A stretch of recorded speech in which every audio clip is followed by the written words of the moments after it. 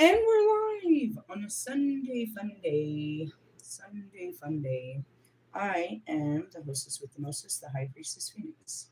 I am your spiritual healer, teacher, shaman, seer, oracle, lightworker, starseed, earth angel, mystic, medium, psychic, witch, yogi, guru, evangelist, North American civil. I am your messenger God, the first child of God, the LILITH reincarnated. In order to keep up with me, you had to see what I posted on my community page, my latest live video, and anything in my shorts. Let me get a water. All right, let's start with a couple of things. Let's see here. Have you guys heard that saying? This fucking chair.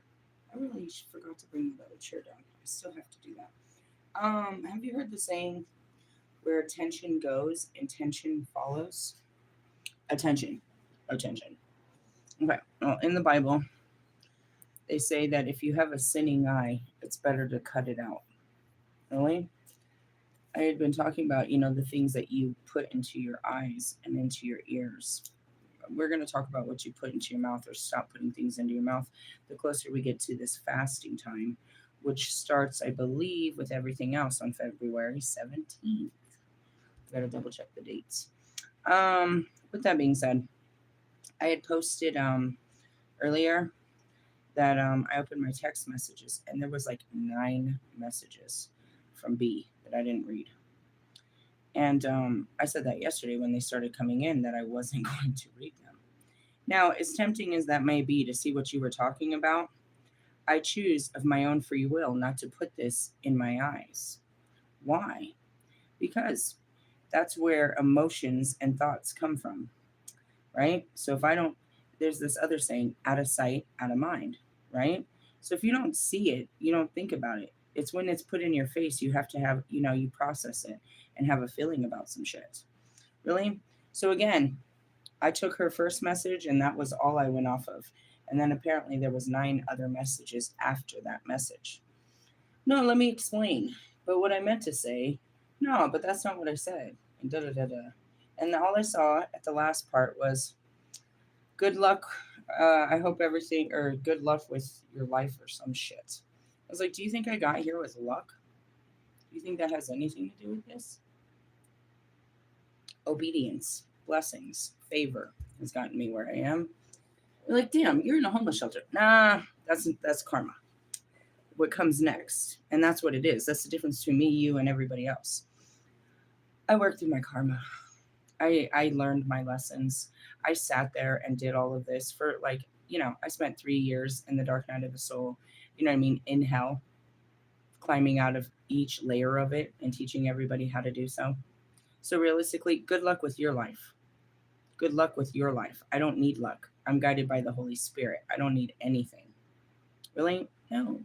But I wanted to show that is because how many times have I seen her since then? I'd say like 4. But how many times have I looked at her? None. I've crossed her path at least 4 times in the last 2 days, twice just this morning. I refuse to look your direction. I'm not going to give you any of my attention. Because where attention goes, intention follows. Realistically, I will never look upon you again. Really? I'm the ice queen when it comes to that. My cutoff game is so surgical, dude. It has to be. There's no nothing. Now, someone like fucking Diana, if I'm stuck in close proximities, you'll notice I don't look at you. Now, if your kids are talking to me, I might be nice. I will never look you in the fucking face again. You will never have my attention again upon your face. Realistically, if you were on the floor crying, I would call someone to help you. But I would not. Why? Because I choose of my own free will not to put myself there again. Would you do the same for me? Absolutely fucking not. When you've lost me, you have fucking lost me. Like 100%. Realistically, and you can't blame nobody but your fucking self. And you better hope you don't never do that behavior to someone else. And you're going to see this is how you lost a lot of fucking people. Realistically, yeah. And so out of sight is out of mind for me. I don't you fucking dare think that I'm sitting here fucking thinking about you or I'm fucking looking at your motherfucking picture. Anytime you come into my vision, into my memory, into my space or my energy, I pray you out. I pray for you and I pray you out. I don't curse you. I don't hate you. I don't get upset about nothing. I don't get hurt about none shit. None of that. I wish you good tidings. Peace be with you. God be with you. Realistically, yeah. Yeah. And that's how it is. It's like, don't play with me. Now, let's go back to this. Am I supposed to feel bad about this? I sat there and I was like, what am I losing? What did I gain from what did I ever get from sitting around next to you? You just came and just told me nothing. I could ask you today what you're going to do. You're going to say nothing. What you got planned for tomorrow? Nothing. Next week? Nothing. What's going on in your life? Nothing. Good luck in your life. You have no direction. You have no purpose. You have no understanding. You're just sitting there waiting for God to rescue you. That's okay. That's everybody else too. Everybody wants God to come and bless you, but you don't want to seek God and see what he needs you to do to make this blessing happen. You just think blessings fall out of the sky. Oh, that's nice. They're right there for your taking. But are you listening? Are you taking action towards the blessings? What the fuck are you doing about your housing? What the fuck are you doing about your employment status? What the fuck are you doing? Nothing. Who are you going to be when I'm gone? The same motherfucker. Where am I going? Somewhere bigger and better. Realistically, yeah. And that goes back to every single person I ever walked away from. You are the same motherfucker you was when I fucking met you. You ain't got no fucking future. Realistically, I tried to inspire you to have a fucking future. Realistically, you are uninspiring. And why did God bring me? Because you're fucking godless. Because you're fucking godless. Because your ancestors and all of this is a soul contract. Go meet my starseed and get them on the righteous path. Your starseed is full of shit. Good luck with that. And they sit there so devastated that you failed their fucking dude. Who's coming for you? Jesus? You waiting for Jesus to incarnate in the human flesh and be this larger than life fucking person that all can see in the skies? If that's what you're believing, then you got to believe the rest of the story where all of you die before he gets here. Let me ask you this. Are you going to heaven? What happens when you fucking die? Are you guaranteed tomorrow? Who's going to take care of your kids when you're gone? You got God? Okay, then. Realistically, yeah. So I got a little, it's just like, what did I do with that energy? I told you, that's great energy. I love that kind of energy. I did literally 500 loads of fucking laundry, bro. Not really. I did 5 buckets of 27 gallon buckets full of fucking laundry, bitch. I hate laundry. I fucking hate laundry. I will lick someone's butthole before I do laundry, and I fucking hate laundry. Today I was on that first thing in the morning, bro. I was the only motherfucker in there, fucking totally jamming, praising God. Yep, I'm on my way out. This is it. I'm on my way out. I'm packing my shit. I am on my way out of hell, bro. I am on my way out of hell. You sit here and burn. Realistically, shit. I did what I could. I did my good deed. And that's fucking DMX. When they asked him, how come you're in jail, bro? Why are you in jail? He said, you want to know the truth? Because I'm here to tell somebody that Jesus loves them. As soon as he did his time, and his time was really about that, getting right with God and reaching a few people and getting the fuck out of there, right? Go have a couple more experiences and let's go back to God. He had already met God. He was serving God. He was about God. He was ready to meet his creator. Who do you meet when this is all over? You meet your feet. That toe tag. That's what you're gonna have. You know who you're gonna meet when you die? I'll be there. I'll see you in the other side, motherfucker. Realistically, I'll see you when you sleep.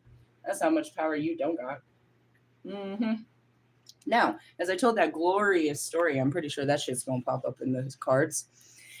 Why? Because you're manipulating? No, because we go one by one, and this is how it goes. This is how we do it. So, if you're keeping up with us, we're in the Lumerian cards. Let's see where we're at there. Damn, that's a beautiful card.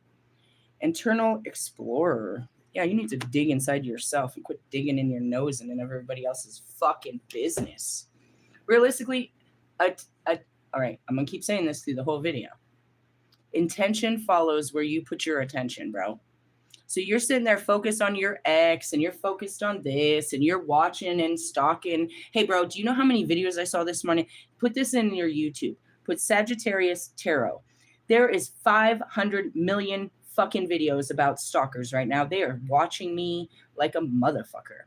Well, what else are you going to do? Roll up, bitch. Exactly.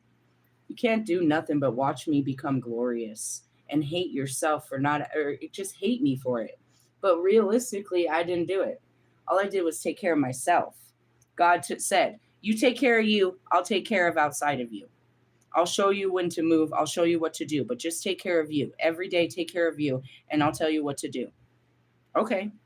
It wasn't that easy. I didn't really listen to him. Well, I want to do something. Shit. You take care of it all, God.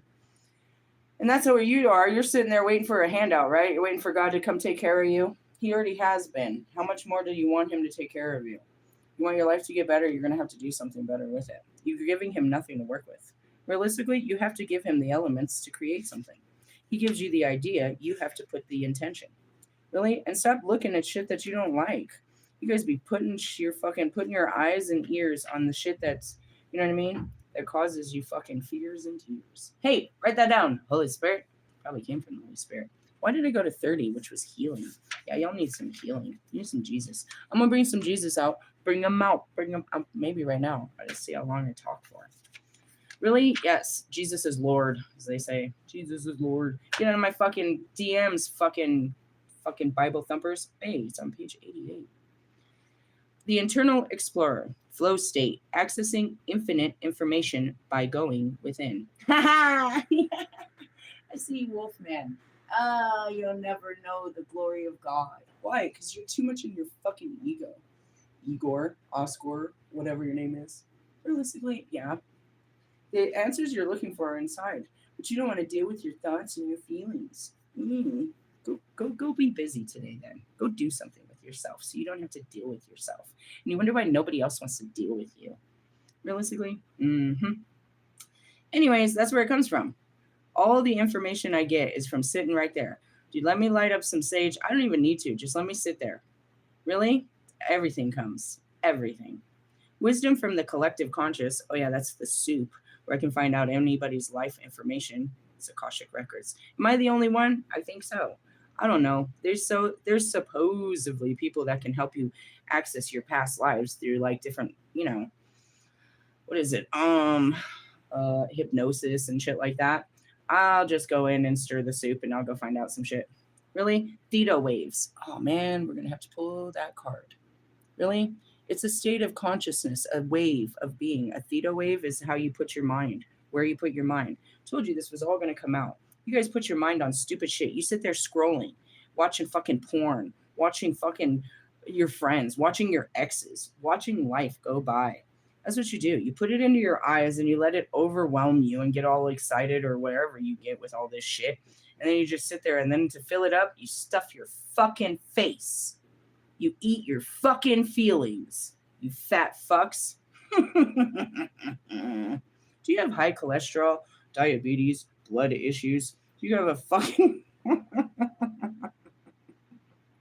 you guys ready to take a fast, fatties? You think you could say no to food for a couple of days? I couldn't live without it. All right, fat ass.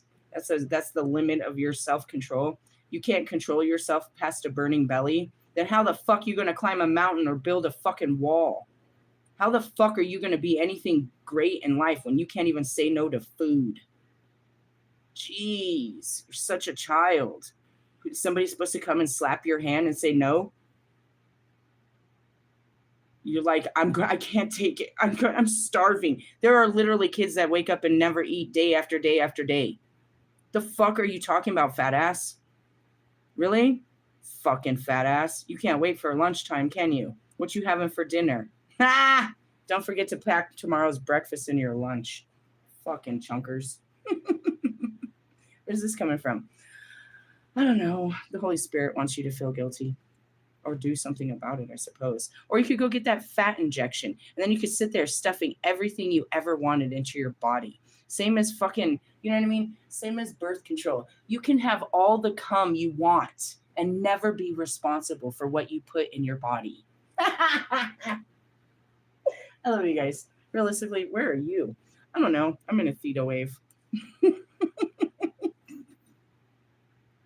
Slipping and sliding is what I heard. Channeling breaking free from breaking free from limiting intellect, creative boldness, being guided by the divine spark.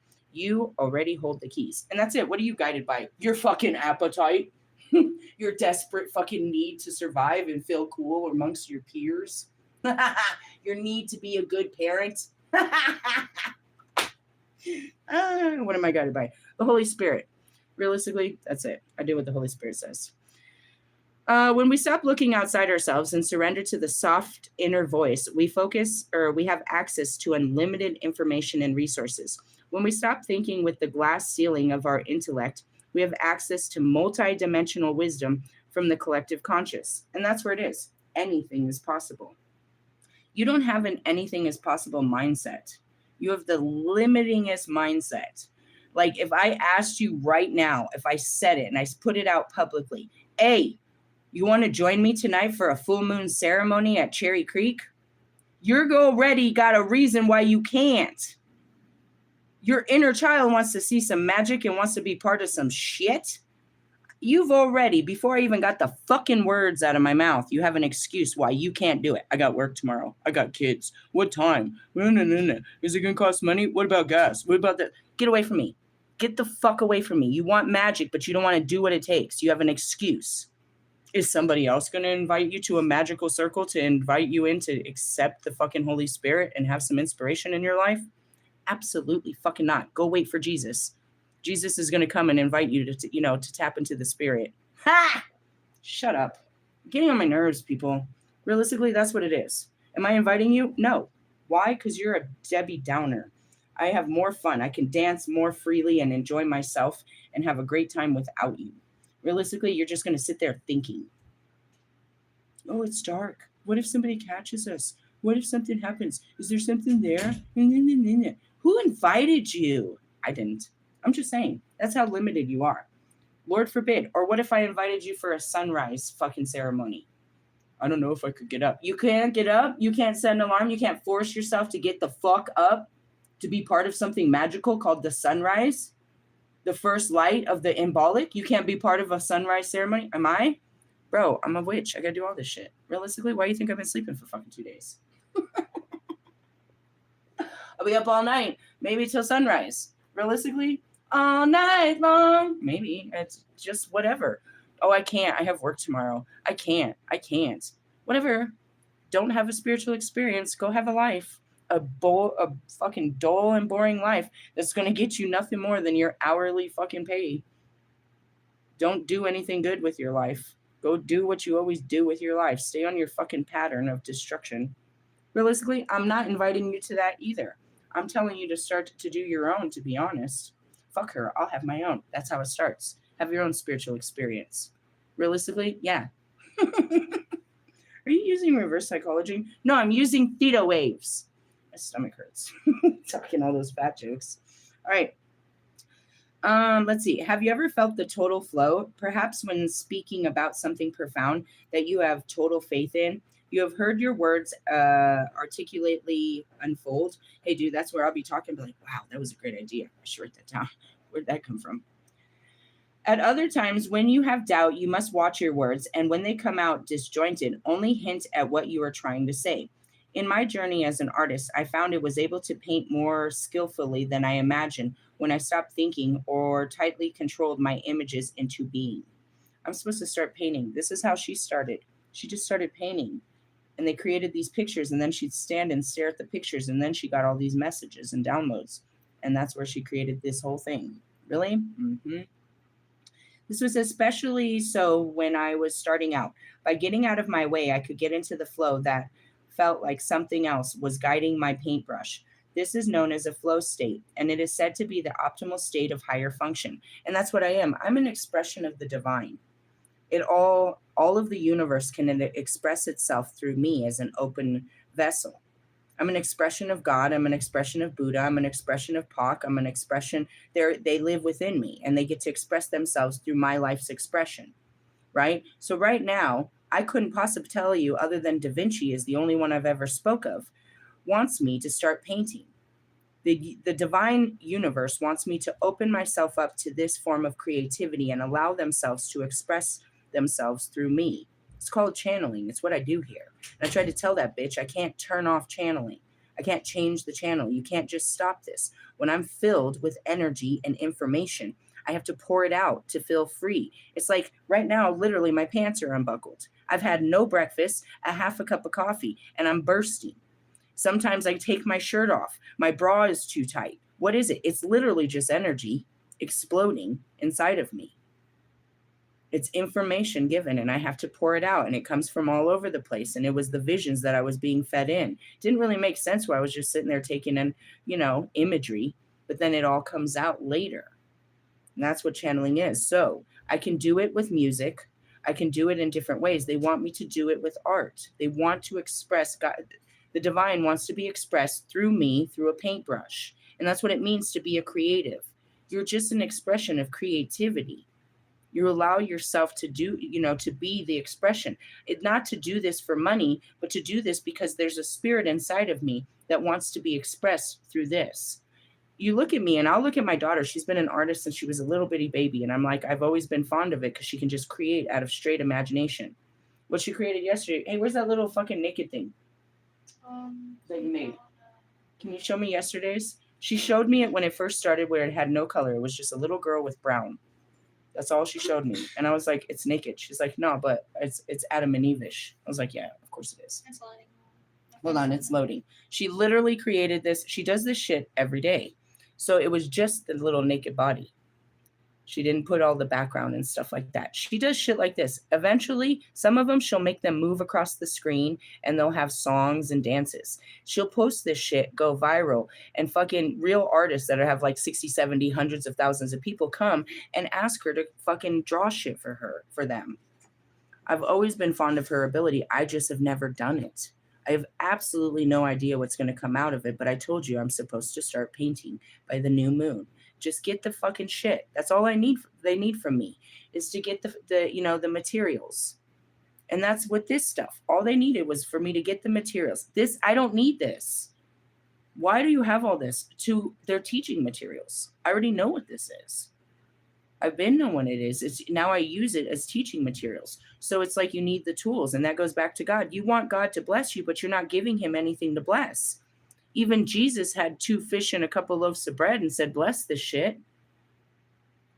You know what I mean? Bless my family. Bless my works. An honest day work is an honest day's pay. It just doesn't fall out of the sky. Now, I can say that. And I had a fight with... Wolfman was like, I could teach you how to manifest any girl you want and money fall out of the sky. I was like, yeah, I'd like to see that. And then money started falling out of the sky at me. God has always done that. But that's not, that's just provisions. The real wonders is what he makes your life. And that's why you have to step into it. So anyways, when in a deep flow state, it can seem as if something else is guiding me. Perhaps it's my higher self. People often ask whether I have a strong concept of what I will paint before I start. I do have a half-formed idea, but the state I find myself in when I paint allows the rest of the image to form itself. Dude, that's how I would write music. I would hear this song and I'd have an idea, and then something would take over. And before I would know it, it'd be sentence after sentence after sentence, and then I would be done. I would go back to it the next day and I'd already written a fucking verse, and I'd always start with the hook because that's what it was. I had an idea. So I would always write the hook first, and then I would write a verse, right? So, and then I would leave it. By that time, it would take an hour or two. It was always by 11 o'clock, I'd get up and I'd go hiking, and then I was done writing music for the day. Really? I didn't really go back and do it. It was only in the mornings. I'd drop off the kids and I'd sit there with coffee and some fucking beats and a pad and paper, and in the sunlight, I would write every day. So then I'd go back the next day. I'd finish that verse because that's the basic outline, right, Russ? verse, hook, verse, outro. Yeah, it's the basic bitch outline. Realistically, yeah, basically bitch. So then that was it. I'd finish a verse, and then the next I'd go on and I'd write the hook and another verse. Before I knew it, I was writing 2 to 3 songs, you know what I mean, a week. And then I had the fucking package. So if I could get in, I'd just go in. I didn't spend hours. They played the hours to do all this goofy mixing, but it was just easy. I was like, I came up with this yesterday. Let's see what it sounds like. It sounded good in my head. It's in your head. You hear it in your head. You're singing the words, but you don't know how this is really going to sound. It sounds good in my head. And that's what would happen. So something like this, it's like, if I go to draw a picture, all I'm probably going to know is the colors. But I also, I'm seeing Bob Ross. Dude, if I start Bob Rossin, bro, I'll fucking grow an afro. Really? Seriously. The reason he had I access all of the Holy Spirits, the dead. You know what I mean? So with that, it's like anything can come through my hands, my voice, my body. I make it as an open vessel to the Holy Spirit. Now, I want to point out this is not priests. Priests don't do this shit. This is priestesses. You'll look into priestesses, and I have the book. A pagan priestess does all this deity work. They make themselves an open vessel to the deities they serve. Well, I serve the whole universe. So therefore, the highest levels of light have access to me. Really? I mean, they already served humanity. So now they're here to, to offer their services as I walk through serving humanity. Quite purposefully, don't you think? So I can't tell you, but I can tell you it's going to be amazing. And I can tell you this, I've already seen it. The soundtrack to my documentary that I've pretty much already created in the same way. First I pulled the songs, and then I would jump between the songs. So most of the songs are already finished. I'm not going to go back and change where I was. Maybe I think differently, but that's it. So I have them all written down, and I seen the visual that I get a Grammy, and it's Prince that walks me up to get this Grammy. Not all of them, but it's Prince's spirit that walks me up to get this Grammy. Now, have I sat down with Prince at any time with my music? Not yet, but it's not finished either. And that's where it is like, who's inspiring me? They are. The Holy Spirits. The absolute Holy Spirits. I made jokes in the beginning. I told Marshall on fucking Halloween to let's do a rap battle, and I'll let them flow through my mouth, and let's see what happens. It'll be amazing. I thought it would be amazing. He didn't think it was so funny. Realistically, yes. The day I got kicked out of my house, I was on my way to go get a pad of paper, a special pad of paper, so I could auto write for Pac, so I could write messages and music for Pac. I said, I can't record it. I'm not a man. I'm not a black man. I can't write this. I can write his raps, but we need to find somebody to record them. It wouldn't sound authentic coming from a white girl. Really? No. If you changed my voice, that'd be super mother. No, I said I was going to stop saying the N-word, Pac. All right? Anyways. Really? Yeah. So that's where it is. I don't try to control it too much. When I allow myself to really go there and listen to the whispers that guide the journey, it gives my soul to the pieces. I'm getting downloads. These are the creations that people most resonate with. I'm seeing Michael Jackson.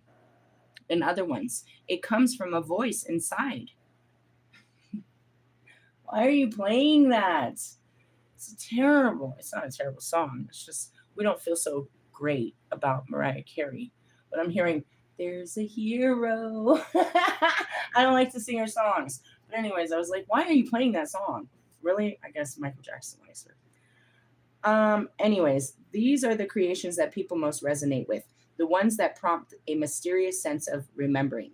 Listen to this. I'm dyslexic, and I do not think of myself as an author, so the prospect of writing the text for this guidebook could have been quite overwhelming. But I was guided to drop into a vibration of the card and trust the words would flow. I reach a deeper part of myself where I'm getting downloads, where I somehow access, stop, all right, I can't. And that's what it means. You hear me, I get interrupted by the spirits. I'm getting interrupted by visions, by sounds, by pictures. Now that's the difference between me and a fucking tarot reader. They read it at face value. I can get stuck in the picture, but just the words open up a whole story, open up the universe for it. Now, what's really unbelievable is you'll see the cards are just confirmation to what we're already going through. You think that I'm setting up this, I'm producing this magical act, but it's just I'm part of the magic that is acting out. Really? Yeah. So going back to it, it says right here, it's like you flow, she gets into a flow state. Where it is? Here. I drop into a vibration of the card and trust that the words will flow. I reach a deep part of myself where somehow I had access to information that was far more vast than my mind could intellectualize. And that's it. How could I know such things? I've never studied this. I've never been here. There's no way that my imagination with the broken mind I have could create this. There's no way I even had the access to such information. I didn't study history like that. Like, you're telling me that this shit is hidden in my head somewhere and I'm creating imaginations off this shit? I see it absolutely played out, visualized, intellectualized. And it's like, how do you have the understanding? I don't. My mind doesn't understand most of what's going on. I have to give it understanding. And that's where the Bible says is you don't lean on your mind's understanding.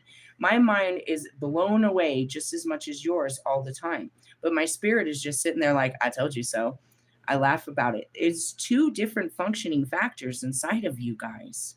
There is your mind, which is your conscious self that runs through the body, that, you know what I mean? And then there's the soul, which is the voice in the heart. Really? Yes, you'll learn it differently. And that's it. Like, my mind can't even conceptualize some of this shit. And it's just like yours. But the spirit, my inner spirit, or the spirits can come in like this, and they can bring in pictures and movies and songs and visuals to help us understand. And that's called a translation. I don't take the Bible and translate it on my own understanding.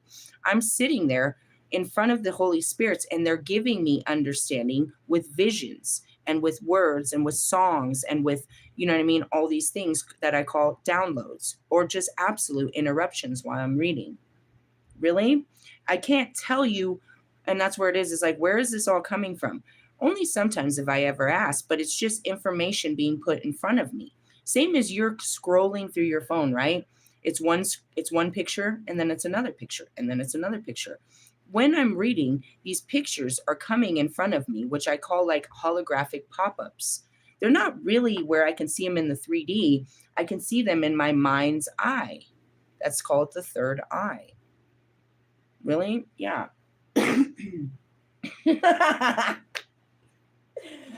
I know you've seen me. That's what it is I'm laughing about. What? I sent Brian a message last night after I talked about anointing your third eye with the oils. I asked him, I wanted to know what's been happening. Have you been using the oils? Have you been getting visions? What did he say? Nothing. He left me unseen. That's what's funny. It's a fucking pun to me. It says, I mean, whatever. What was he going to say? That starts a very awkward conversation. No, I didn't use that shit because I don't trust you. Or, yeah, I used it, but it's not working. Or, yeah, it's working and I don't want to tell you what I'm seeing. Didn't matter. But the fact is, as I asked him if you're seeing anything, and the response was seen.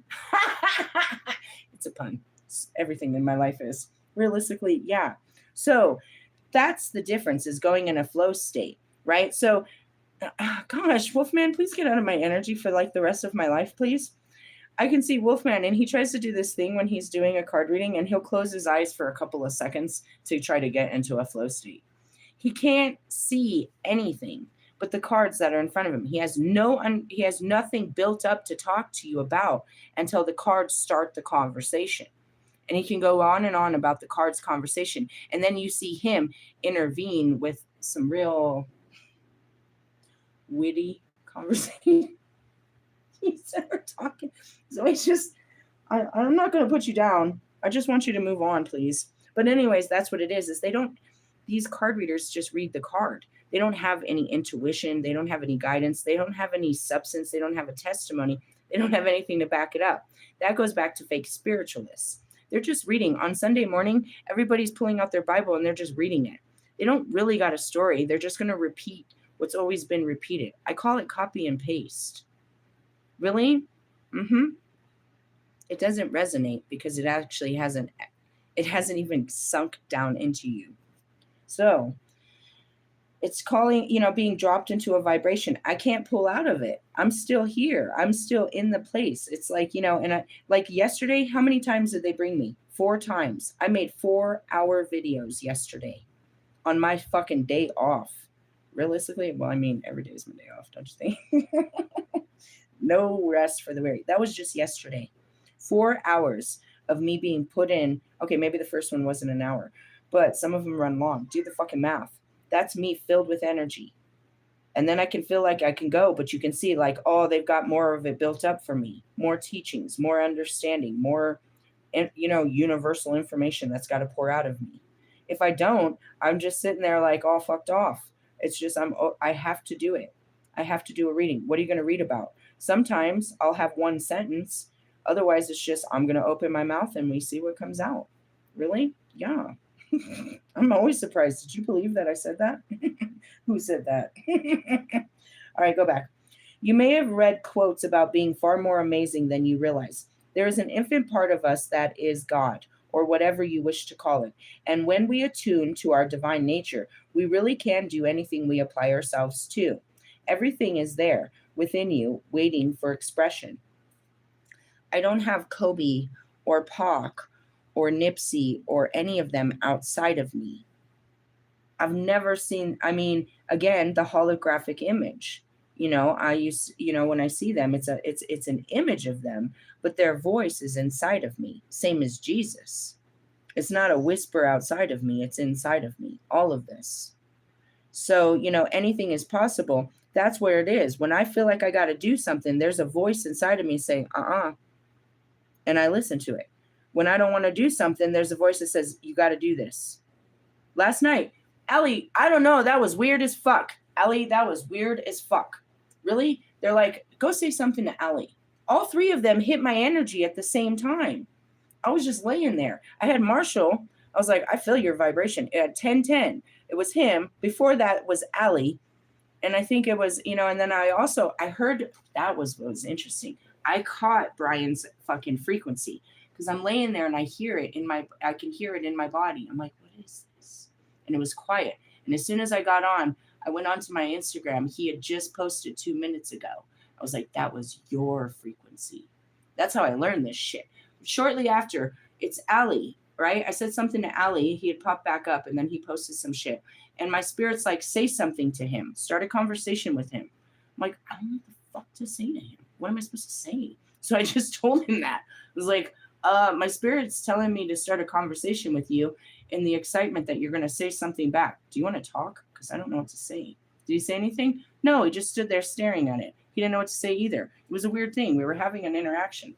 Really? And at the same time, I'm telling you, all 3 of them, I was tied up with all 3 of their energies last night. Really? Yeah. I'm sitting there and it's intuitive. It's a voice inside of me. And I'll sit there like, and that's what it is. What tells you to look at Russ? Bro, Russ, I'll be in Russ's fucking energy within a minute. Really? Yeah.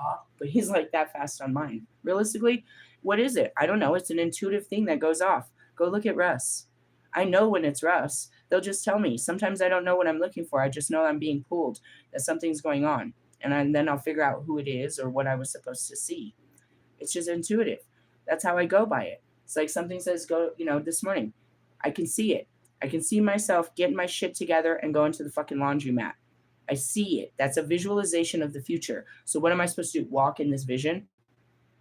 I got to go with it. So even though I'm like, I don't think I want to, I sat there and it's like, it's getting stronger. It's getting stronger. All right, I got to get up and do this. That's what it is. It's all spiritual, bro. And that's where on a Monday, I want to do all kinds of things. My mind is raring to go. It's got a whole list of things to get the week started off. And my spirit's like, no. I'm like, come on. No. Come on. That's God. I'm ready to go to work, bro. Fuck this. I'm going to work. I'm sitting out there. My spirit says no. It's like, it's not outside of me, bro. There's not a voice outside. It's inside that's guiding me. And that's not luck. That's not luck, and it's not my mind. My mind's saying no. Don't give in to this. Really, most of the time.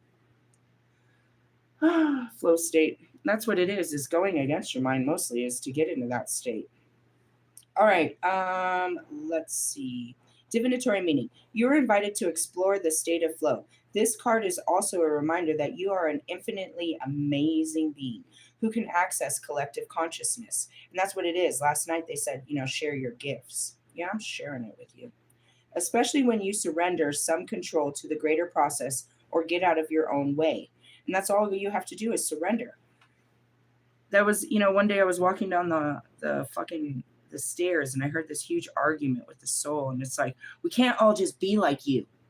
And I'm like, what? Surrender? Give up? You can't just give up?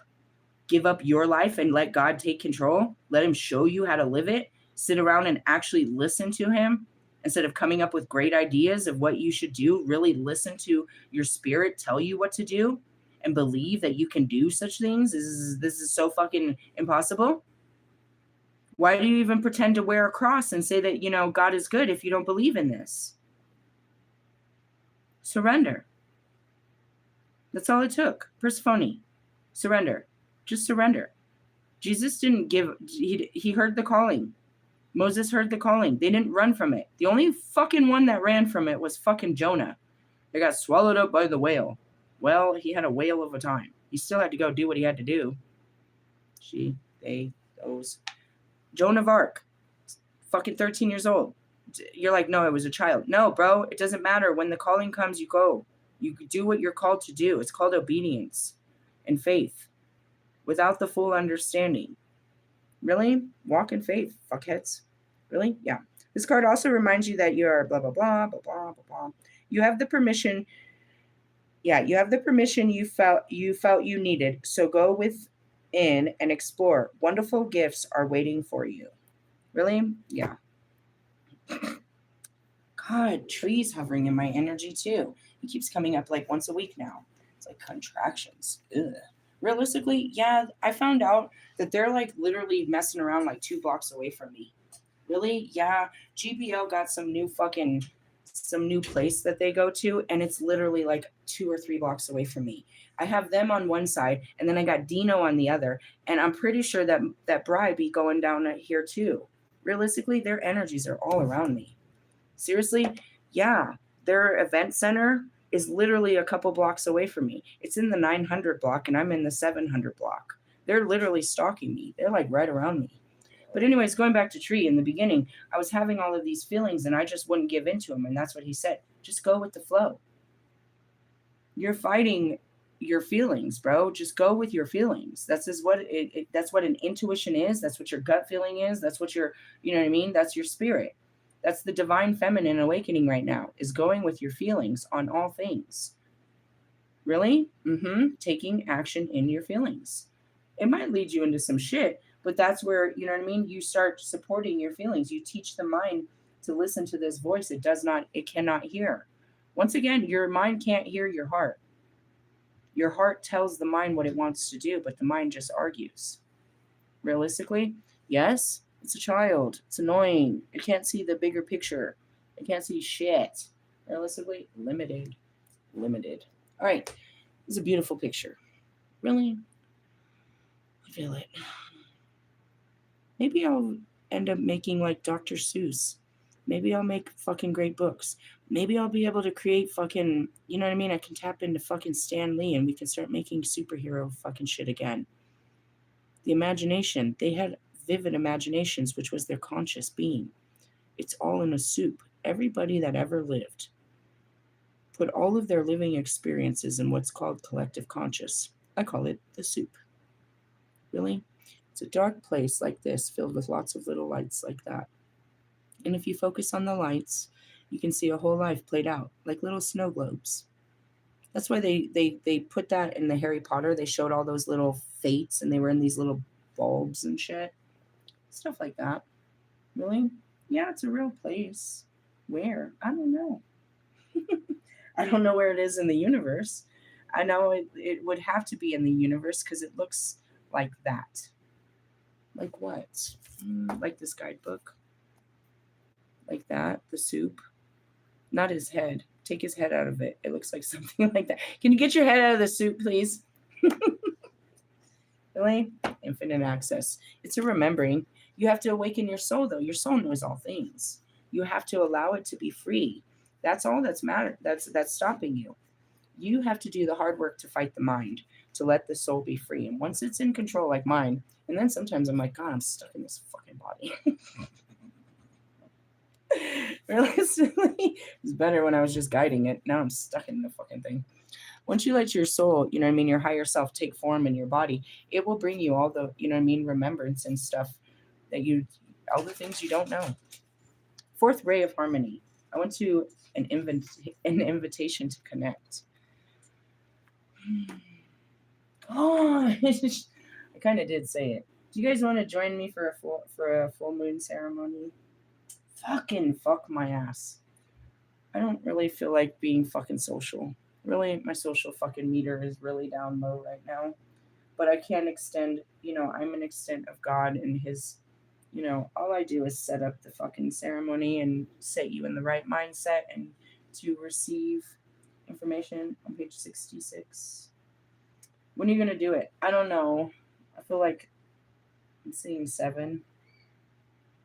Why? Because it's dark enough. You don't need to be late. Got other shit to do. Really? Yeah, it's like 30-minute thing.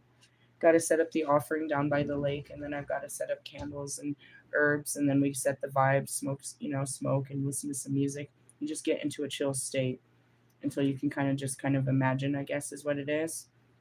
And that's what happens. And then you sit there till the fire goes out, or until it's cold, or until you get this gut feeling it's time to go. Sometimes you feel like you're enjoying yourself and it's not time to go. Really? Yeah. I'll leave. I'll put a post about it if you want to join. Don't come on no bullshit. Don't fuck with a witch under the full moon. That's all I'm gonna say about that. That's all I gotta say about that. Realistically, don't come for me. Come for God. That's what that is. I'm just offering you God, because that's all I'm gonna be there doing is receiving God. I'm not there to give you shit. Realistically, I'm just there as an antenna to the bullshit. I am the gatekeeper. I am opening up the gates of what I do and allowing you to partake in it. Realistically, yeah, I can be part of a full moon ceremony.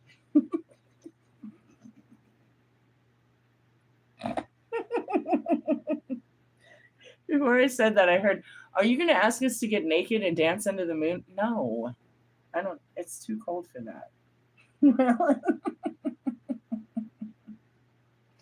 If you like to do something like that, we have to go to a different place and under a much warmer moon.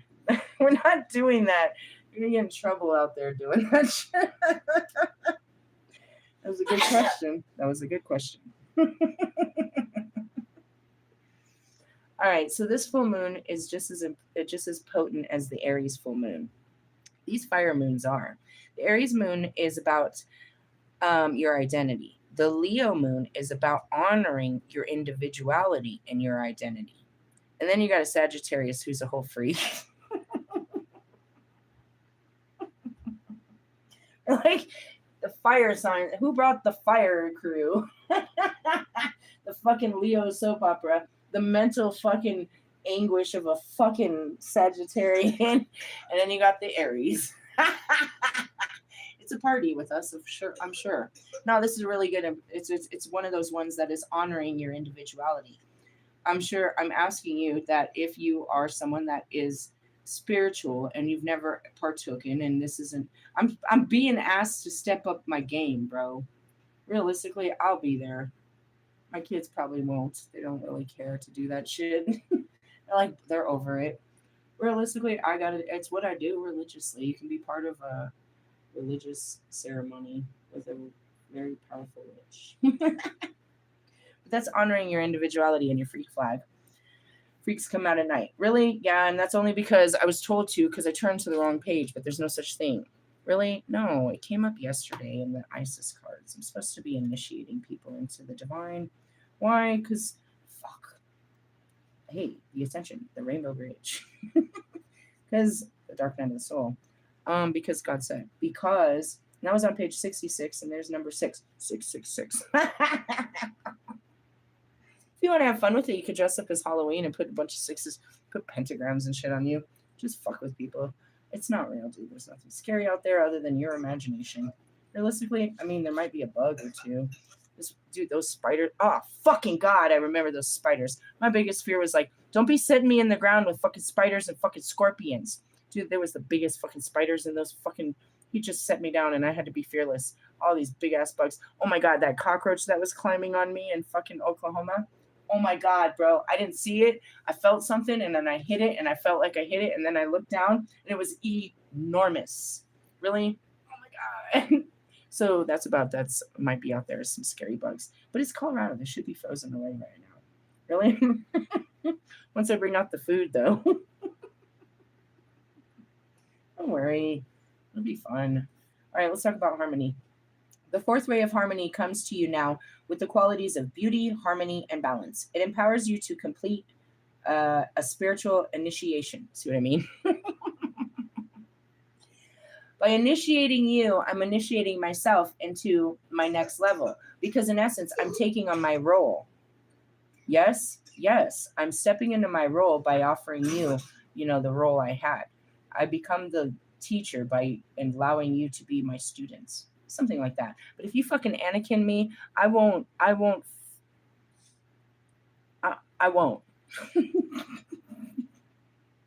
So like I say, I saw Alistair. I won't. But something else will. All right. It is it will eventually become the fuel you need to be born anew. Something negative will be transformed into something positive. Oh my God. Archangel Gabriel helps you to receive the blessing of the fourth ray of harmony. I told you he was going to show up one of these mornings. This is my purpose. Really? I told you I didn't want to do it. He's like, send an invitation. I don't want to, but I did it. Why? Because that's it. Gabriel said. Oh, Gabriel will be there with your higher purpose. Oh, God, there's a scary angel. Talk about a death angel. Just kidding. I love you, dude. We're family. It's like Lucifer and the angels. It's like, yeah, I love you. Yeah. We're not Lokis. That's for good. That's for good sakes. Gosh. Anyways, Gabriel calls you to change your fucking life. Change your fucking underwear. Really? It's your purpose. This is my purpose. Really? Yeah, I have a purpose. When the fourth ray of harmony is activated in your life, you are approaching spiritual initiation, which creates a whole new person, a new you. Initiation may begin with feeling torn between two choices or realities. You may wonder if you have what it takes to get through this. I don't know, Russ, do you have what it takes? He's been so scared of the dark night of the soul journey. So many people are. They've watched me do this. They're afraid they're going to end up homeless. You idiots. I walked away from my home. As far as all these homeless fuckers, I can't speak for them. I'm not them. B was in a fucking shelter for 18 months before she got in this one. How long will she be in this one? I don't know. You know what I mean? Morgan was a tweaker that lived on the streets. I don't know why these people are homeless. I'm telling you that God asked me to leave my home. I quit working and I quit paying my bills according to God, and I have the fucking videos to prove it. But that alone made people think I was fucking crazy. Well, it wasn't that I couldn't survive. I don't know why you guys don't have the survival skills that you need to learn. I blame your parents and we'll leave that alone. But there's plenty of support here to teach you how to get on your own feet. Nobody's going to do it for you. Anyways, going back to that. You don't have to worry about what he's going to do, that he's going to do the same thing in my life. He's not calling you. You're not called to the highest degree.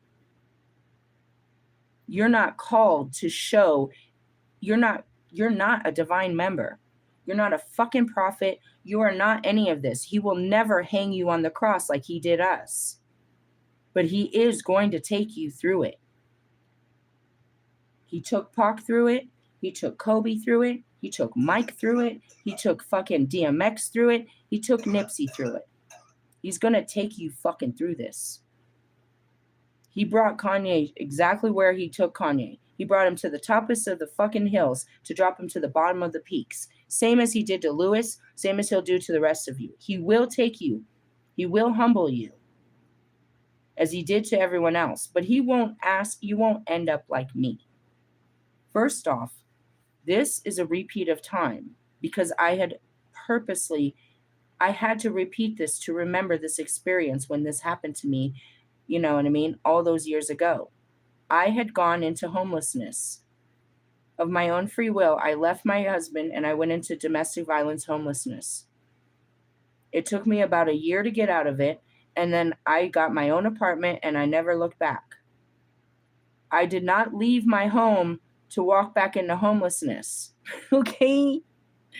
I did this because God said. Before I walked into this building, I had a house and a job. Remember, I was purchasing my RV, which was my dream, and I was going to put it at a RV park, which was my dream. I gave up my dream to come into this hellhole. This is all you had. This is your next stop up for most of you. So I want to go back to that. It's like, people are afraid to lose everything like I did. He's not going to ask you like me, first off, because you're not going to live in a temple like me, Templeton. He's going to send your bitch ass back home to deal with your shit. You have to go home and clean that mess up. He's going to take you away from it for a minute, but you can't run away from your home. That place wasn't my home. That place was a dungeon I created for myself. I have never gone back to that place. I have never missed that place. Sometimes it comes maybe once every couple of months where I'll get a sour and remember all the things. And the only thing that I'm sour about is the people that took it. Not that I gave it up, but that they took my shit. Why? Because they hated me and I hated them. And they took all my shit. That's the only thing that ever comes up. I fucking hate them. They took my tires. They took my hats. They took everything I had. What about my beautiful bedroom? All the TVs. They took my shit. Really? Yeah. I was so mad about that. That was the only thing about that experience that pissed me off. While I was over there trying to get my dog and kids back, these motherfuckers took all of my shit. They had no respect for me, dude. Well, they didn't to begin with. Anyways, but going back to it, it's like these bitches couldn't wait to get a hold of my clothes, my jewelry, my hats, and dress up like me. You couldn't wait to put my clothes on. You couldn't wait to fucking, you know what I mean? Live in my fucking blankets and live my life. You couldn't wait. And then there was the tweakers, dude. They took my tires. They took all of my fucking, you know what I mean? All of my Christmas shit, all of it, bro. These fuckers hit my shit so hard. And that's what sometimes I get sad about. That's sometimes what I get sad about, is that they took my whole life. The very people I despise took all my life. But I gave it to him. I can't be mad. I can't be mad. God asked me to give up all that shit. Why? Because he's fulfilling the promise just now. He said, I'm going to give you a new home. And you're not going to have to do this by yourself. And it's never going to be this hard again. I'm going to give you a bigger home, a better home. I'm going to make it easier for you. I'm going to give you a better life. I left all that shit off the promise that is barely being fulfilled 3 years later. The dark night of the soul is just an internal journey that you take every day inside yourself. The actual initiations that I took in my physical world, that's higher level type shit. And that goes back to, Wolfman trying to clown. That's why I got fucking spiritual gifts and you ain't got shit, bitch. You're a boy on a backpack looking for some pussy in a fucking hotel room. You have no fucking future. You have no fucking future. And now that I look back at it, did you create a travel channel to be cool like your friend Gary? Or Gary created a travel channel to be cool like you? And basically, you're just homeless losers out there looking for someone to fuck or someone to love you and feed you. You have no fucking life. You have no life. I am literally building a future for humanity. Starting online, but going into actual spiritual communities where I take people off of the fucking streets and put them in stable housing for the rest of their fucking life. I'm not worried about my life. I'm worried about the lives of others. What the fuck are you doing? Trying to create a name for yourself? Your name is Oscar the Tarot Reader, not Wolfman, the Wolfman experience. What are you? A dog on a leash? There's nothing. What are you? You have no direction. You have no sense of purpose. You have nothing. You're just a fucking wanderer. Easily, I can go back and say the same thing about fucking Bobby, what the fuck are you doing with your life? Just wait until your kids get grown and you can send them off to college. You're just going to work, you know what I mean, hard jobs. You have no ambitions, no creativity. You're not going to do shit but, stack up your paychecks. I can say this to all of you. Where are you going to be in 5, 10, 20, probably dead in 25 years? Where are any of you going to be? That's why I'm not dealing with you. I'm dealing with the next generation because I can inspire them and I can push them they already have great ideas. They just need someone away from you that doesn't think they can do it. They need someone like me to push them into that greatness. And then we are part of a great world outside of your limiting beliefs. Of course, you don't want us to create these new environments. You don't want us to create communities. How dare me win the lottery and get a bunch of homeless people and give them a free ticket at life? Well, I'm sorry, but God said the meek shall inherit the earth. Jesus paid the price, and he's going to pick the people, and he's chosen these people, random people that I don't even know, that I'm going to use this money to pay for them to live lavishly for the rest of their fucking life. And you definitely don't like that idea. Why are they worthy and I'm not? Ask your God. Have you ever considered that these are people that can't do for themselves? That we were charged to take care of? The widows, the elderly, the sick, and the children? What, you think I'm just taking in grown-ass fucking people that don't want to work? That don't believe in God, that are all fucking mentally ill, people that are fucking on drugs and alcohol? You think I'm just taking in a bunch of fucking losers? These are good people that have never had a good chance at life. They've done nothing but goodness and have gotten the worst of life. They're going to have a good life for being nothing but good people. Not because they work hard, not because they're anything, because they're good people. Good people deserve a good life. Are you a good person when you sit there all day? This motherfucker and this motherfucker and this motherfucker all day. You're good. You're good by God. You're Jesus-like. You're a good person. You're good to your community. You're good to your work. You come in there with an attitude. You have nothing nice to say. You don't show nobody your love. You don't take nobody out to eat. You don't do shit about nobody. You don't give a shit about nobody but yourself and the fucking mouths you are responsible for at home. That don't make you a good person. So you just keep working real hard for you and those mouths. You're a hard worker. Take care of yourself. Take care of your family. There ain't shit wrong with you.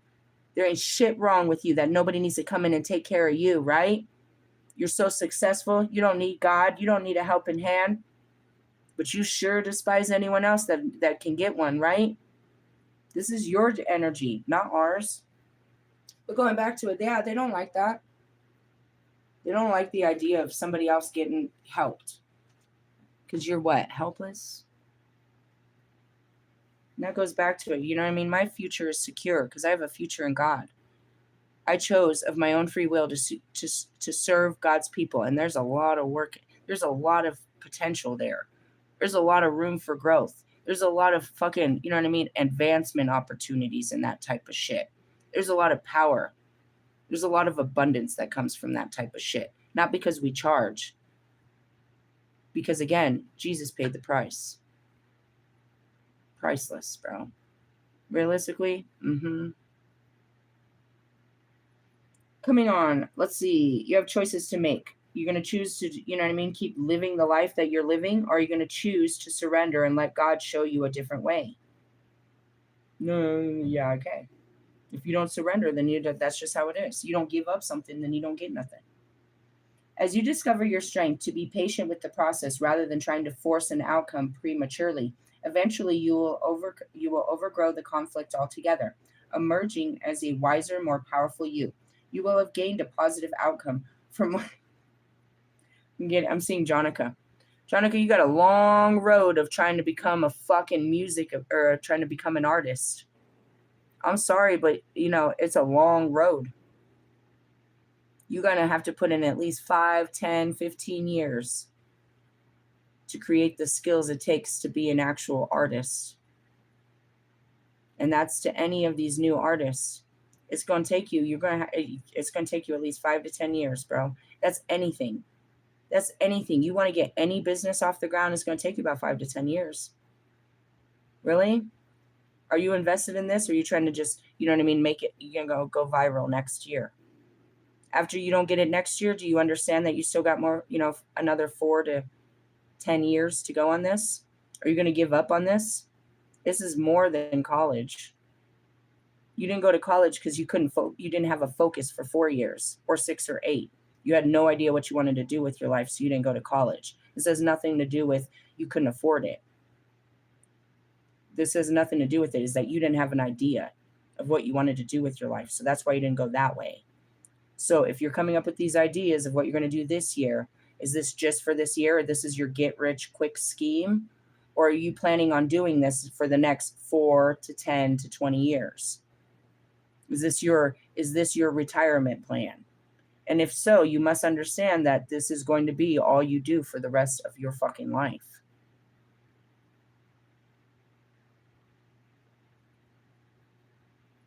Those of you that are applying for new jobs, how long do you plan on staying at this job? Because they did ask you that.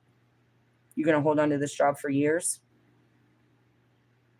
All you need is this job. Once you figure out this job, you know that it's done. That's all you needed. And you can die content.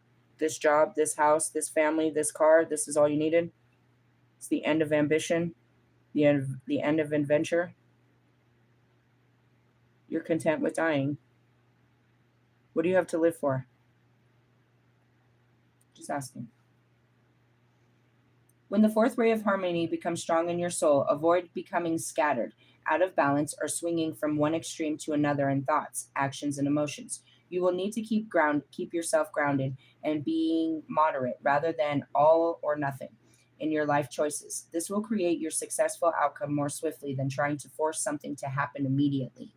The challenge and the gift with the fourth ray, when I started this, bro, Russ knows it. I thought I could get through it in the summer.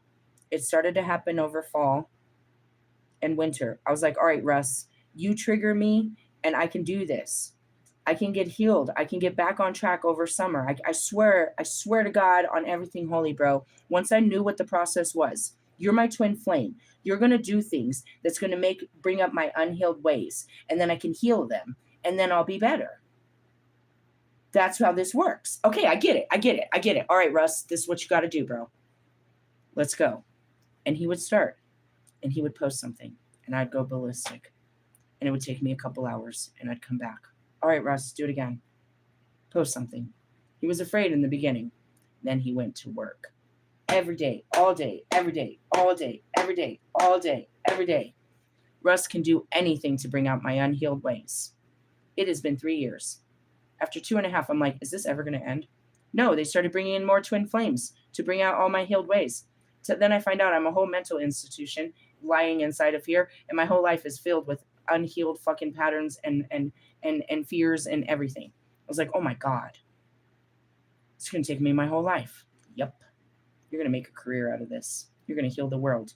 Just wasting your life away healing yourself. Oh my God, Becky. I really thought I could do this in the fucking summer. I'd be back to myself. I could get back on track. That was before God said, quit your job. I really thought I could get this healing done in the summer. I'm going to be doing this for the next 55 years of my life. It's not every day, but in the beginning, oh God, all day, every day, all day, every day, every day, all day for months. I would just cry and cry and cry. My head, I had no energy. Oh God, a terrible thought would hit me, a memory of something terrible that happened to me that I can't believe happened. And I would just cry. I would just cry and cry and cry. And then I'd finally pick myself up. All right, you're going to be okay. That's okay. You're okay. It's okay. And I'd pick myself up and I'd have a cigarette and bam, another traumatic memory. Oh my God. Really? Yeah. Went on for months. Then it started to slow down. And now I got him on a schedule. Friday, then Saturday, Sunday. We do a mini one on Wednesday, but they're just as, I'll be crying. Oh, it hurts. Realistically, can't really. And then when those planets start moving around, they start bringing up other ones. The planets are meant to bring up all the, these emotions and these memories and these experiences. The cool thing is, the difference between me and you is they bring them up internally, not so much externally. You guys literally relive experiences. Every time that Mercury retrogrades, you do the same thing. The same thing happens outside of you. The same motherfucker comes out. The same this. I'm able to do most of this internally where I don't have to repeat it outside of me. But being in a homeless shelter, this is just a repeat of a lesson I didn't learn. I didn't learn my lesson. I didn't understand the lessons there were to be learned because I was too busy just trying to get out of it. I thought I was better than everybody. When I went into my first shelter, I can remember it. It was in Pennsylvania, and I'm like, what the fuck is wrong with these bitches? And then I started getting around mothers that weren't mothers. And I literally, there was a counselor in the beginning. She's like, you need to understand that not everybody grew up like you. They didn't have the same education. They didn't have the same experiences. They don't know what you know. And I started to calm down. Right away, I met these people, though. I've always met them. They're called system people. They work the system. Really? Mm-hmm. They work the system. So that's how I ended up in a domestic violence shelter in Arizona. They walked me into it. They didn't ask me to lie. I didn't lie. They walked me straight into it. So I walked into the shelter. I never even knew I was going to a shelter. I never knew it. I was so devastated, but at the same time, I was grateful. I believed that I was going to Arizona to go camping because it was getting too cold in Colorado. I thought I was going to somewhere called Lake Fortuna. But then all of a sudden I got a download for Yuma, Arizona. Why Yuma? Because I remembered Yuma when I lived in San Diego. People had talked about it. So I've never been there, but I'm going to Yuma, Arizona. And I get there and I get the download before I get into town to call their resource center and see if they have any housing options. So I call. It's just a connection center, just like this one. And I was like, I'm calling to see if you have any emergency housing. They're like, well, what's your situation? I was like, myself and my 2 kids. They're like, yes, we do. Definitely. We can take you in right away. Here's our address. I'm like, whoa. So I get there, and the only thing is I've got a dog. I'm really excited because we've been camping in the woods for probably almost a month now in Colorado. So now I have a room and a bed and air conditioning and a bathroom. I'm really excited about this opportunity. But when we get there, we have the dogs. So they're like, well, we can't take the dog in, but the safe house can. Have you ever had any experience with domestic violence? Yes. Yes. Okay, here, you're going to call them and tell them that we told you to refer over because you're a domestic violence referral. So that's it. And they're like, and then that's it. You get in and they do the intake. There's like, when's the last time that you had contact with your abuser? At that time, it wasn't that long ago. I was running from him. He had already threatened me in Oklahoma. When? In June. So it's like, are you on the run? They always ask you, are you on the run from this person? I say, always. I'm always running away from him. Since the day I am always running away. So right then we qualified. So we got put into a safe house shelter, which was different. It was domestic violence, and they had special rooms, and they had the accommodation for pets. So they had a dog walk and all of that stuff. And I was like, wow, we went from, camping to literally our own little suite. We stayed there for a bit, but then it was the people and the situation. I was trying to get a job and trying to build roots there, but I wasn't never supposed to. I was there for some healing, to remember San Diego, and I had to do some ritual work at the Colorado River. They were having a huge festival down there for, oh, come on, tell me the tribe. Tell me the tribe. The Kuchan. Thank you, Jesus. Dude, really, words are hard to remember. Sorry, it was hard. I was there for the Kuchan. The Kuchan tribes were having a big ceremony there that they have annually. It's like for a whole 3 weekends, and they bring in all the tribes. I was guided to go there, and I have pictures of it, and do my own ceremony as the witch I am and be part of this, be part of the tribal work. Really? I'm telling you, I've done unbelievable things. Same thing as doing that full, I do full moon. I'm remembering the full moon ritual in off of Boulder, in Boulder City, in Nevada, underneath that full moon. That was the last full moon before I came home. Really? Yeah, I do this shit all the time. Really? Mm-hmm. It's being guided, though. It's just being guided. Right now, what? I'm being guided to pick up a paintbrush. You're not an artist. How do you know? You don't know what I am and what I'm not. Just saying. And that's limiting belief. You can't make any money doing that. You don't know that. You don't know nothing. That's just you're limited. I'm not doing it for money. I'm not doing it for fame. I'm doing it because I'm guided to do it and it'll bring me joy.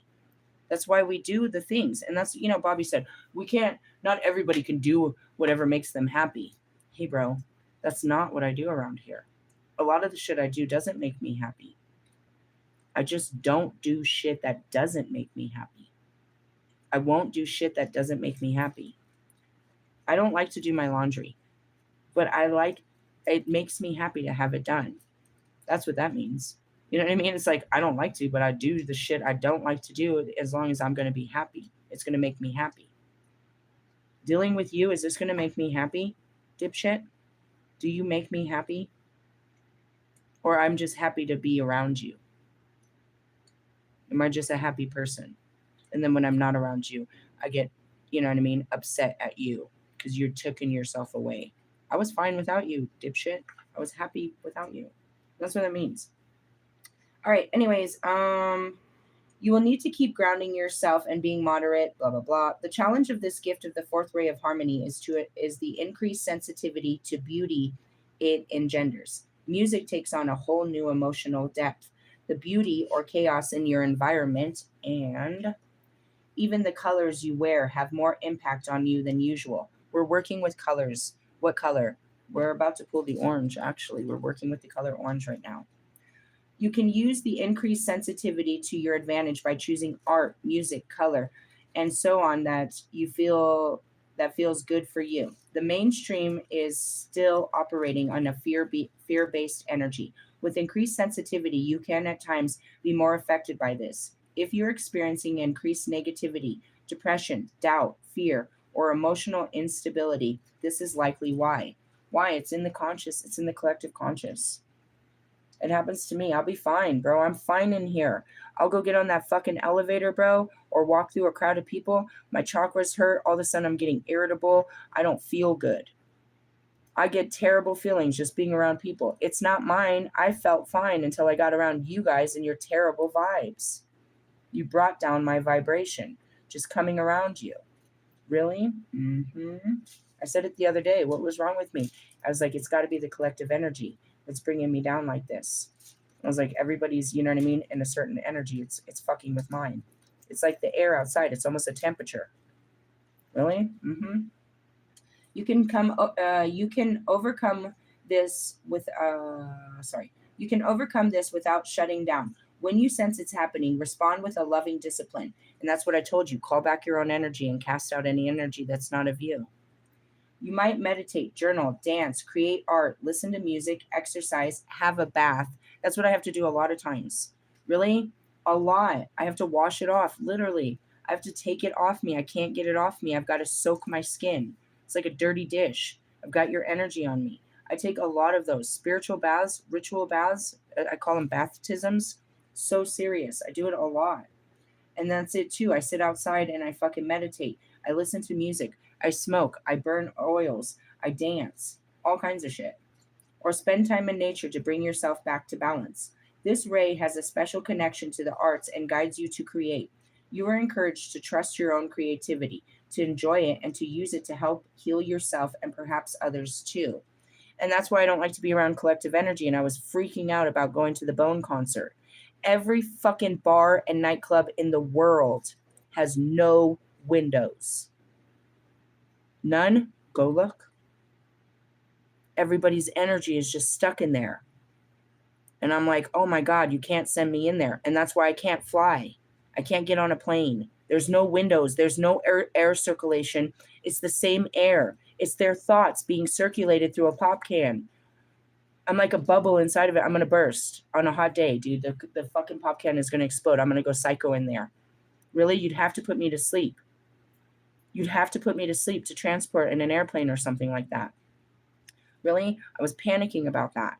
And that's why I can't be in public crowds for too long. It's your vibes, bro. You don't even know it. You're giving off the worst vibes and I can feel it. You're bringing me down. Just looking at you is bringing down my excitement. Really? All right. Here's an example. How do you feel when you drive down your main streets and you see a homeless camp? Are you disgusted or it just brings you down.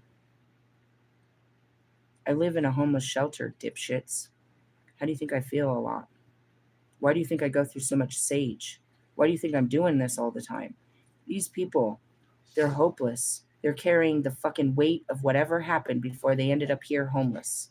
They're carrying their experiences on them. They're carrying them so much that they can't even go forward. They have no idea where they're going to go from here. All they can see is what they've lost. You know what's worse than this? A fucking hospital. Walmart's pretty terrible too. Closed in places. Is there an open window in Walmart or any of these supermarkets? No, it's just people's thoughts and energies. You know what else is terrible? A fucking gym. They're literally thinking about all the terrible things that are going on in their life and they're breathing it out. They're sweating it out of their pores. I'll fucking die in there, bro. I will die in there with your negative energy. Is the windows open at the gym? Exactly. That's why a spiritual person lives in the woods and usually by themselves. Because we need the nature to clean us off. And it's nothing against you, but it is. It's you, dude. You give off a bad vibe. The shit that comes out of your mouth, your thoughts, everything. It's all negative, bro. I'm telling you, I don't mean to be mean, but it's like, did I lose something by not sitting next to you, B? Were you ever talking about anything positive? You look at your phone and then you say some shit. Is it positive shit?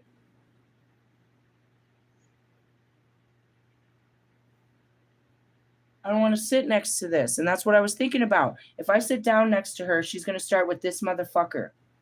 I don't want to hear it today. And that's what I tried to tell her. And she got mad because I can't take it.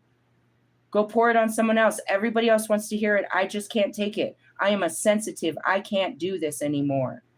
I can't hear about how he's such a terrible. I don't want to anymore. And you can't make me. And she's like, well, then I don't want to talk to you because you have nothing else to talk about than him and how bad he makes you feel. And that's the fucking truth. She ain't never talking about nothing else. She's mad about, you know what I mean? She's mad about her baby daddies. She ain't never talking about nothing else. I promise you. I promise you. I've been sitting next to her for a long time. And that goes back to Morgan. What's Morgan talking about? Being a better person. She ain't doing shit to be better. She's just talking about how she's trying to be better. I'm just trying to be a good person. I'm just trying to, what are you doing? Being means doing. What are you doing about any of this? You're just idling, bro. All day, you're just trying to find something to pass the day along. How are you a better person? Because you're not where you were? That doesn't make you better. You're no better. You're just the same person in a different place. Really? I'm serious, bro. I didn't fully get it. I just knew that yesterday morning I didn't want to hear it. That's all she does, bro, all the time. And she doesn't even say it like that. So I'm trying to stop saying the N-word. And all day, my nigga. Anytime she says it, it's like when I say bitch. She says it to talk down. My nigga, you know what I'm talking about, my nigga. You know what I mean, my nigga? And she's just putting them down all day. Can you believe this, my nigga? This motherfucker. I don't want to hear it no more, bro. I know it's only been 4 days for you, but it hasn't been 4 days for me. I've been hearing it since the first day. Do you remember how you got your new car? Because you came next to me and you told me about your nigga and how this motherfucker did you dirty and he took off with your car. And I told you, forget him. You only need him for the car. If you look at God and say, God, I need a new car, you don't need that nigga, is what I told you on day one. Now we're fucking months later and I keep telling you the same shit. You don't need this dude. And you want to talk about it, how he's so fucking important. Bitch, he ain't important to nobody but you. Why is he important? Why you need him? Put your focus on something better. And that's where I got to, bro. I can't. You're making me crazy, bro. You've turned me into a maniac with this shit. Because you're baby daddy drama. Bro, he ain't even here. And when he's not here, you're bitching about how he won't be here and you can't make him show up. And when he is here, you're bitching about how he acted when he was here. You're just bitching about him. You're making your whole life about him and your whole problems are him. He's not your problem. You are. He's living in somewhere. He's living in another hotel, living another life with another chick. And you're just all up in their business. You said you talked to staff to move him back in. That's what you told me. You asked staff if he could move back in before you found out he was fucking someone else. Why? Because you was lonely? Because before that, you were telling me how he won't show up. He fucked you on your birthday, right? He didn't fucking come through. He didn't come through on Christmas. He didn't nothing. But you're lonely and you want to move this dude back in? Shut up, bro. Shut up, bro.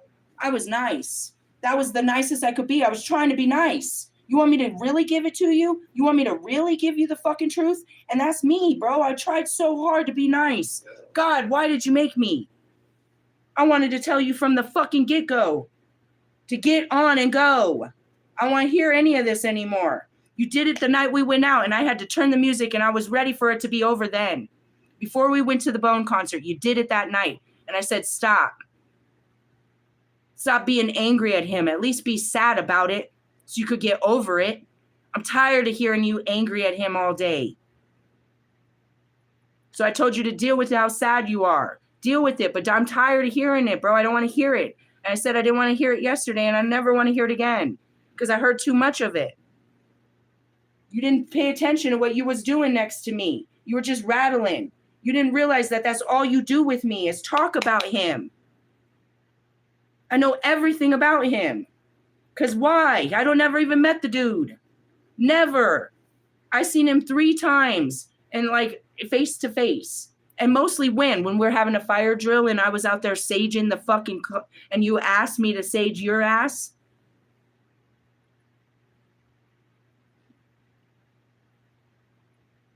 I took you to a concert. I tried to bless your kid. I tried to do a lot of great things for you. You can't be helped. And I'm not here to help everybody like that, dude. I'm too nice. That was just being too fucking nice. Realistically, I mean, seriously. I can only take so much. And I can only be so nice, Bobby. God's asking me to be nice to you. Do you know I would have, the old me, if I didn't, never mind. I'm not even going to put those words into the atmosphere of how I would have paid you back for your fucking disrespect to me.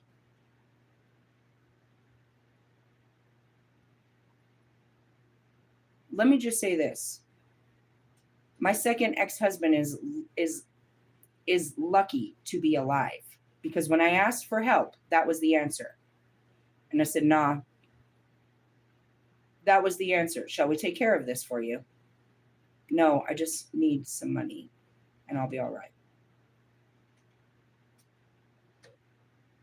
There's more to those dark stories of me in the streets and my connections than you'll ever fucking know. Me being nice, bro. Me being nice. Dude, that's all Christ-like, bro. I can't believe how much Christ lives within me. To where I don't rip your fucking head off and embarrass you like you'll never get off the fucking ground. Why I don't turn you into the fucking feds. Why I don't do any of this shit. Why I don't turn you, you know what I mean? Bobby, me not telling your wife was Christ-like, bro. And to the rest of you that I don't fucking hurt your fucking feelings and tell the truth about your real childhoods and what a sick person you are and what's on your phones. Don't think I don't fucking know shit. I know. And then Christ says, this is why, and I let it go. But you're all kinds of fucked up. You're all kinds of sick and fucked up. You're the lowest levels of hell. You're the furthest thing from God. And that's why I'm here as the goddess of hell. Really? Oh, yeah. Oh, yeah. But like going back to it, I don't want to be around you. I don't give a fuck. All you've got is worries and negativities and insecurities and fears and pessimism. That's why I don't want to be around none of you. What the fuck did fucking Morgan do for me? She had my car torn apart for fucking 3 months. I could ask any of my Venezuelans and had it fixed in one day. No, I had a tweaker white bitch from Commerce City that had my car pulled apart. You didn't need to take apart none of that. And then you washed it in a bucket. You're not doing dope, right? You're not a dope fiend. God said, Be kind. Don't embarrass them. Don't humiliate them. Don't persecute them. Your life is persecuting to itself. I don't have to make fun of you. Everybody else is. Realistically, yeah. But as far as the sensitivity levels, get away from me, bro. Get away from me, bro. Just get away from me. You're foul. Every one of you, bro. You got the fucking most wicked intentions. Oh, I can't wait to meet her. She's going to make me better. Why you want to come to my full moon ceremony? So you can manipulate a friendship out of me, or you could get something out of me? You're hoping you could get a boyfriend, a new job or something? You're trying to use me to make your life better? You don't want to come to the full ceremony to meet God. You want to just get some magic and go. See what I mean? The only time you get out of bed is to get what you can out of anything. You get up to go stuff your face. You get up to, feed your flesh. It's the only thing that keeps you going. You don't get up to praise God. You get up to praise yourself. Realistically, I'm sure you do. Moving on. I can't. People, bro. Fear-based energy. With increased sensitivity, you can find this. Yeah. When you sense it's happening, take baths, blah, blah, blah. When Archangel Gabriel enters your life, there will be an emphasis on the use of sound for healing. That goes back to Sandalphone too. Music. We're back to whatever. Go listen to your dirtbag music. Go listen to your repetitive song that you've been listening to for 50 fucking years that takes you back to when you were 13. Go back to, your feel goods. So the word you use, affirmation, for example, and the invocation in this deck will be very powerful. So will music. You may use sound to help balance and restore your energy. You know when it has worked because you will feel happier and find life simpler. You will not immediately solve an issue, but start doing what you need to do. And that's why she got cabin fever. She sits here all day with nothing. She has nothing to do. Not because God said, but because she has no fucking idea what to do with herself. All day, I have to stop my mind from trying to do things. You don't have a fucking thought to save you. You can have a can full of gas. You have no idea what to do with yourself outside of the shelter. That's sad.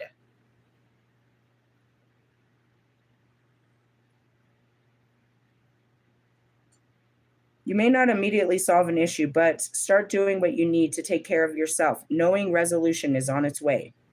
All right, invocation. I don't like to call Gabriel into anybody's life. I'm not going to do this. Why? Because I'm not going to.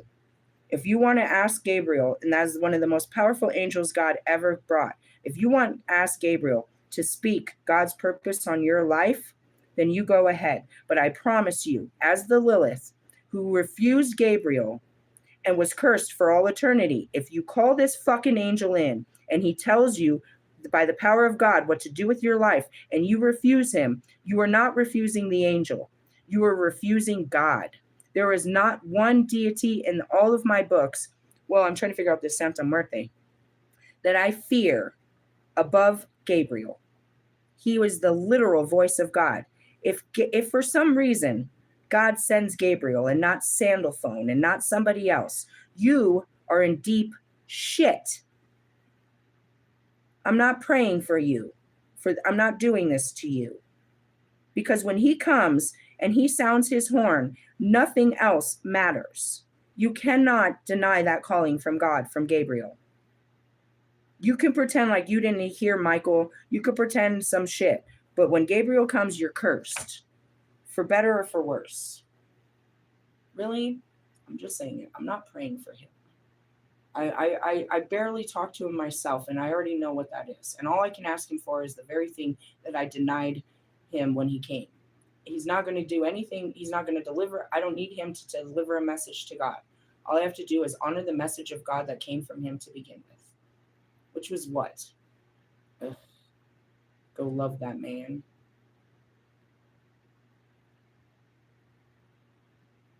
When Gabriel comes, when that light angel comes and tells you what to fucking do, you don't have a choice. You think you do, but you have no idea. And it's not that he is the all-powerful God, but God put his all-powerful message inside of him. It will not be Gabriel that persecutes you for not listening to the message, and you cannot go deaf to that message. That's why I was like, I don't play with Gabriel. I'll go looking for the devil before I play with Gabriel. But that's really what it is. It's like he's certain. He's as certain as death. His words are as certain as death. Sandalphone comes through and he'll play a little, happy tune for you. Gabriel, nope, he brings your holy purpose. This is an order, a direct order. Everything else stops. When I first woke up, it was Gabriel that was there. I walked up Mother Cabrini's shrine. I was having a crazy awakening. I stood in front of the resurrection stone, and I spoke of it, that there was a voice in my heart that was having a conversation with a white entity on top of a mountain. I only later realized that was Gabriel when he came to visit me again and break me out of the matrix, which I made another video of. After that, I didn't see him until Oklahoma. He came the day when he wanted me to fight for racism. I had to start fighting for equality, which is exactly what I was meant to do since I got here. But it was the day that old man had shot the black child. A little black boy came to the wrong door to pick up his little sister. And the white man, an old 70-year-old white man, I don't know where this was, I just remember the day, he shot the kid. And there was a big outrage about what had happened. Gabriel came the next day and told me to start fighting for Black lives, start standing up for this right away and start getting in it. I remember because I looked at the time I was dealing with Russ, and I looked at Russ and I was like, he's a fucking Sicilian. He doesn't even fucking, the Italians and Sicilians don't even fucking like the blacks. What the fuck am I doing? You're never going to fight this battle with me. It was then I knew he wouldn't be able to stand and fight any of the battles I had to fight. Really? Yeah. And it's those type of battles that I have to keep Lewis and Allie away from. You can't. I'm going into battles that you'll take the brood of this. They'll come after you. Not specifically, but your own family and your own countrymen will, you know what I mean? You're in danger messing with me. Allie's in danger messing with me. You know what I mean? If the wrong country found out that Lewis was talking to me and he just happened to cross their borders, he could get kidnapped in some of these places. That's why I can't leave America either. I can, but when I do, I end up getting killed for it. It's prophesized. Really? The battles, bro. You have holy purpose. You might not know what it is, but it's there. And one day he'll come and he'll call you to your holy purpose. Just as God called Jesus, just as God called Moses, Joseph, Mary, myself. He calls women, he calls children, he calls men. It's a calling. It's not when you think you're ready, it's when your spirit is ready. And it's what changes your life forever. It's the calling. You can't avoid the calling. And I'm not going to pray for that on your life, because your life will never be the same after that calling. Some of you, and that's what it is you haven't been called yet. You haven't been woken. You haven't been drafted. Lucky for you. Think about Paul, the Apostle Paul. His job in the real life was to kill Christians until God called him to work for his army. And that was it. He took, he converted, the highest level killer to be on his side. He took away his sight. He made him a believer, and he would never turn away. And that's it. Why don't we turn from God? You don't understand the relationship. There's nothing better. As he sat there writing those letters in full joy from jail, I'm happy to be here. I'm happy to be here. I am happy to be here as a messenger of God, filled with the Holy Spirit, believing and praying for my people outside. It's a calling for sure. So no, I'm not calling him to you. To the rest of you, you need to get on your knees and ask for that. Otherwise, you have no life. You have no purpose. What are you going to do? Just work a regular job? Just, go learn, go get, employment training somewhere? And that goes back to it. Fucking everybody hates that. Morgan hates that. You're a fucking hater. Can't wait to see you in real life.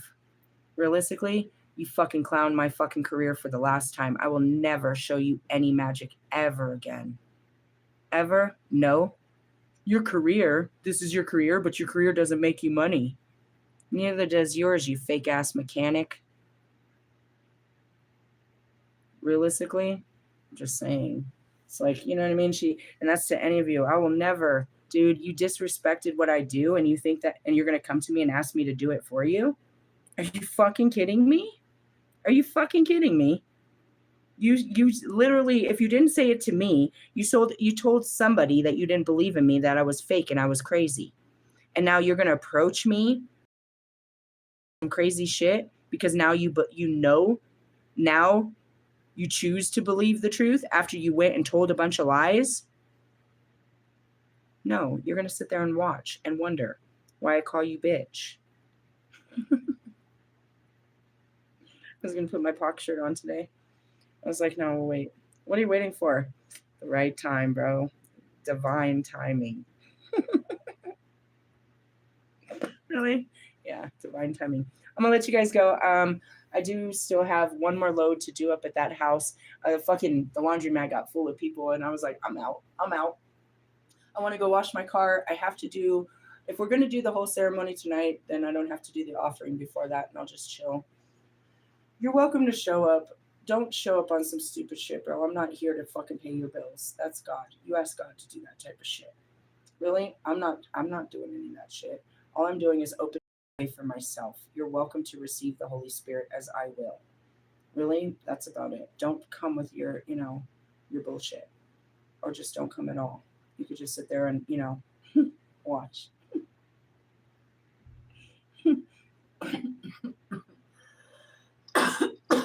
The really cool thing about what I do is I teach you how to do all this by yourself. With the one example of Yarrow, I didn't pull out the Yarrow. I forgot to pull that out. I don't teach you all of my magic, but I teach you how to partake in all rituals and ceremonies. I teach you how to connect with God. That is my job. My job ultimately is to get people connected to God through the dark night of the soul. Really? Pretty much. I can put a bunch of great words, sophisticated words to make this sound like an actual business plan, a resume, or a mission statement. It doesn't matter. It doesn't matter how I word this. Are you going to do it? The dark night of the soul is going to call you to make sacrifices, but you're not going to end up fucking homeless like me. You will probably end up leaving your home, though. Why? Because don't you want a new home? Have you ever considered selling your house and moving somewhere else? You ever been to Colorado? It's fucking 34 degrees below zero in fucking New York, and we're in the 60s. I told you that. I told you. You want to go skiing? Yeah, that's Aspen. Everything up there, yeah, that's fucking Alaska. Go ahead. It's up there. But the sun's still going to blare on your face up there. Down here, not so much, motherfuckers. Not so much. We live the good life down here. A mile higher than the rest. But seriously, and that's it too. Have you ever dreamed about going to California? I'm going to tell you now, it's not where you go swimming. If you want to go swimming in the beaches, you're going to want to do that in the Pacific, in the Atlantic, not the Pacific. The shit is cold, and the seaweed, and the stuff, and it itches your skin. Maybe you need to do a seaweed scrub is what I heard. Be careful, dude. The tide will pull you down. Really? It's the only thing. My mom's, dude, she almost scared us about it. She had traumatizing experiences. She was on the OB pier and some dudes threw her off and she almost died. She couldn't get herself back to the shore because of the tide. When we moved to California, she just kept telling us to be careful of the tide. And when you stand there, you can feel it pulling all the sand underneath your feet. Imagine when you get further out, it's pulling not just the sand, it's pulling you. And that's talking about that flow state. She taught us how to ride the tide in and not get, not drowned out there. We'd never been in the ocean. We swam in lakes and pools. We were great swimmers, but we didn't know how to swim in the ocean. And she brought us straight to the ocean and she gave us what she could. So I'd be very careful. Realistically, yeah, and that's all I teach my kids too. It's like, you can feel it pulling you. It'll pull you straight out and under. That's your emotions. How's that for that? I know I had a lot of fire in this, but I'm full of fire, and that's how I feel. It's like the more I dig this out, the more you're not going to like this. That was just the surface of how I felt. My feelings run real deep. Really? Don't you wish that I would have just kept it to, I don't want to talk about him anymore. Now you can see why I didn't, because that's all you ever talk about. And you don't talk about it lightly. You just talk about him. And then you sit next to me and you say, I don't want to be one of those moms that talk about their baby daddy or talk shit about their baby daddy. Well, she's there the whole time. And that's all you do while you're sitting next to me. We never talk about anything, do we, B? Talk about my life and what God's doing in it. I might tell you about my twin flames, which apparently you don't want to hear, but all you ever talk about is him. Or you can talk about, your ex-husband and the problems that you're having with your son. You just talk about the exes. Really? Yeah. And it's self-awareness, because myself, I was in bad relationships, and no wonder, that's why I wouldn't call people, because I had nothing good to say. What am I going to do? Just call and complain about this guy and how bad he's treating me? Might as well just keep it to myself. Realistically, yeah. And that's where the isolation came. They got tired of hearing about it. They told me to move on, to leave him alone, and I didn't listen. So, and in essence, it was the shame. It's like I knew they didn't like him, so why would I even bother talking to them about it when they already told me to get away from him? And I tried to extend that same understanding to you, but you didn't understand that. Instead, what'd you do? Probably tell 5 more people about what happened. And you're going to keep telling this story for how long? Is it a new story, or did it already happen to you before? So now you get to tell everyone how you were dumb enough to let this happen twice? Feels good? Does this feel good? Do you feel like a victim? I don't. It happened to me too. I don't feel like a fucking victim. I was furious. The last thing I wanted to do was stay with the man.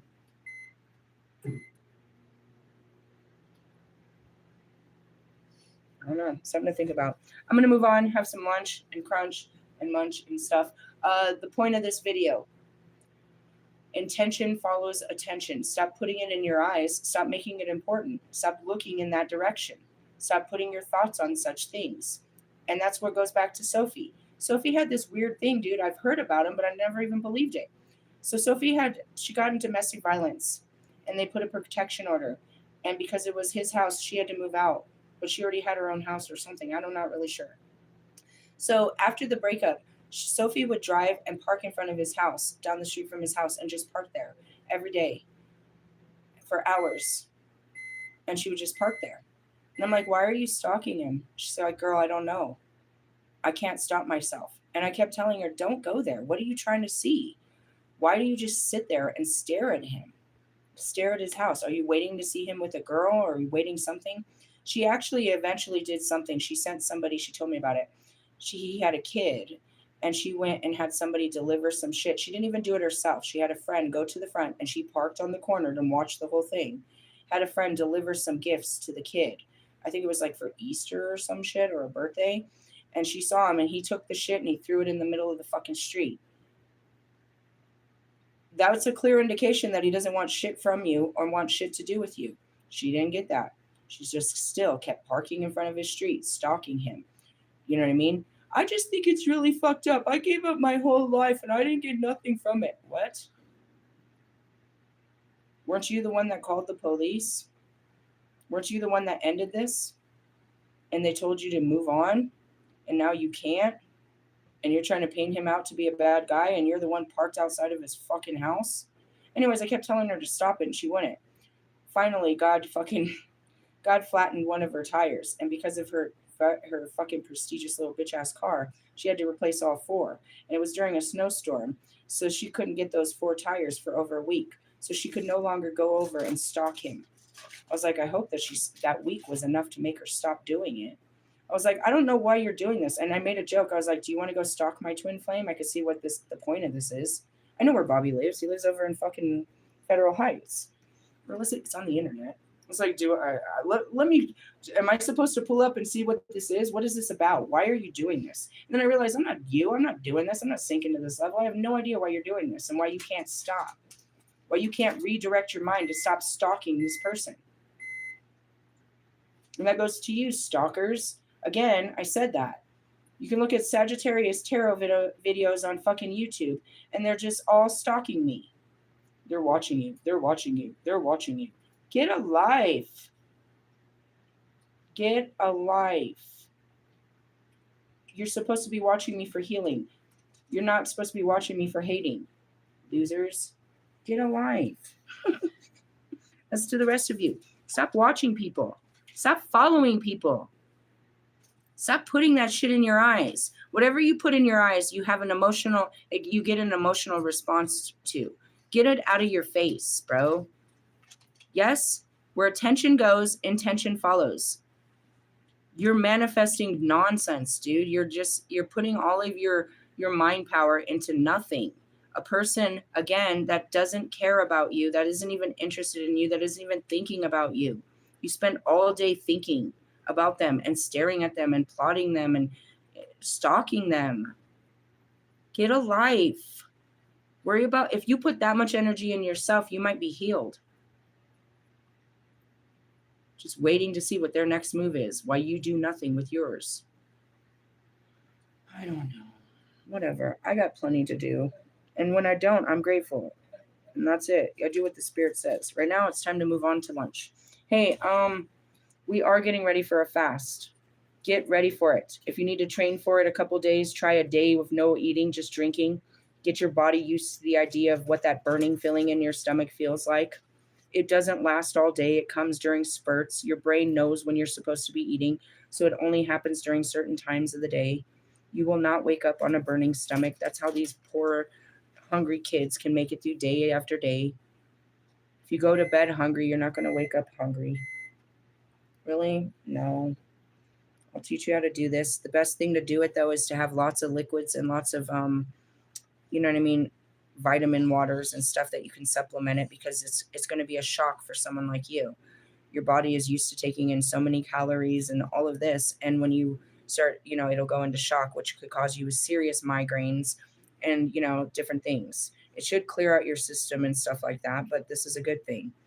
What I do is I get the Ensure drinks to keep my proteins up. I had to stop this one because I got a job. I was doing it for like a week or two, but I was getting sick as fuck at my job. I was burning too much calories and I didn't have enough going in.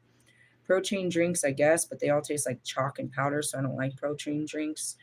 Those Slim Fast drinks are cheap and those work. Ensures, lots of flavored waters will work. Soda is not going to be good. Sodas are not good. Caffeine like that, it's not good. It eats up your stomach. It makes you hungrier. Realistically, yep. And when you get hungry, you feed yourself information. Start reading a book. You're feeding your eyes, so you're feeding your belly. That's how I do a lot of this. I can't eat a meal and do trance work. I have to be an open vessel. Realistically, yeah, until there's no more energy. And that's when I need a cigarette and I need a meal. I've used up every bit of energy in my body.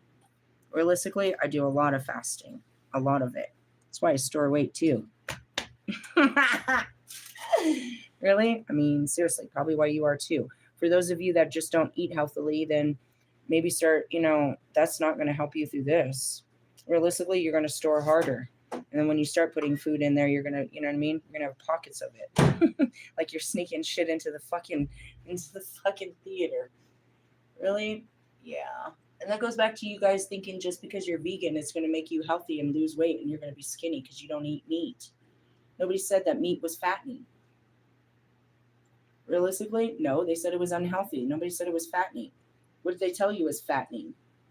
All those fucking carbs you're over there eating, to be honest. Really? I'm just saying, I don't know, all those fucking potatoes and shit. Did you know that a tomato is a fruit?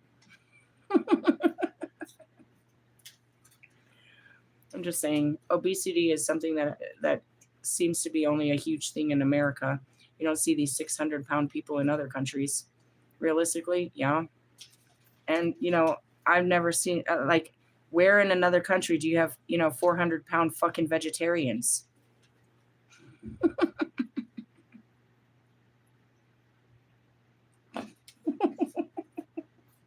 What? I'm seeing pandas. They're vegetarians. They don't eat meat. They're the chunkiest fucking bear ever, and they do not eat meat. No, I don't think so. Do pandas eat any kind of meat, Melia? She can't hear me. I don't think they do. That's why I was laughing. I was like, well, if somebody gives you shit about your weight, say you're a panda and leave it alone.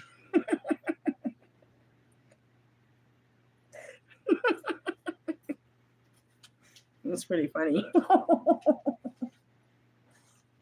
You look at these carnivores that eat nothing but meat. They're not fat. You ever seen a fat cat? A wild cat? It's not fat. Yogi Bear over there eating the bugs and the fucking berries is getting kind of chunky, but there's no fat cats. All they do is eat meat. Realistically, I'm just saying. It might not be your diet. It could just be your exercise. Or you could just be storing repressed emotions and memories and maybe just need to clean your chakras. Fat neck. You ever seen a man with a neck that fat?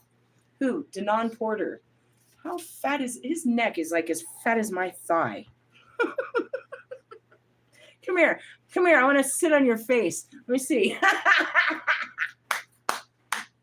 was a good joke. I'm so fun. I got to tone it down because we're going to do some Jesus talks next talk. Yeah, we're going to do the teachings of Christ. Why? Because it's good for you. Many people don't know our Savior Christ. Our Father, who I know. Just kidding. Anything in the comments? Probably not. How much for a general reading? You don't want me to read you. I don't read cards. I read energy. And I'm going to tell you how you're all kinds of fucked up. Really? Yeah, I don't do that. Nobody wants to pay for that. I say that all the time. I don't charge for this, dude. I'm here to heal you. How much are you going to charge me to heal you? I can't really. All I can tell you is what's wrong with you, which is already what you know. The question is, how much is it going to take for you to fix you? Realistically, diagnose you, dude. I can't really heal you. It's in your mind. I can't. That's why they've been doing lobotomies and shit to crazy people like you since I got here. Really? I can't. I can tell you, I can see what you're suffering from, which is what? I mean, it's the obvious answer. Repressed feelings and emotions of your childhood or adolescent experiences that are, bringing you down. Could have been adult experiences depending on how old you are, but they still date back from your childhood. Really? I mean, I'm a billionaire on that case. I can diagnose everyone on that one. I'm not lying. Everyone falls into that category. Really? The question is, what are you going to do? Is there a happy pill? It's the same fucking prescription for everybody, bro. And that's what it is. How much do you charge to sit down and do personal therapy and coaching? Well, I don't know. That's going to cost you. I got to sit down and listen to your bullshit with you and try to reprogram your mind with you. Typically, I do that for free. They call it fucking outreaching around here. I don't do readings. What do you want me to read? Your finances? Your love life? I definitely won't tell you anything good about that. That's not what I do around here. People get the cards mistaken. They think I'm just a tarot reader. I said I'm a tarot riser. Didn't you read my description? That means I use tarot to help you rise. I use tarot for ascension and for healing. I don't use it to check in on your family. Not that person. You're never gonna ask me questions about somebody outside of you. I'm gonna tell you to focus on you. Fuck them.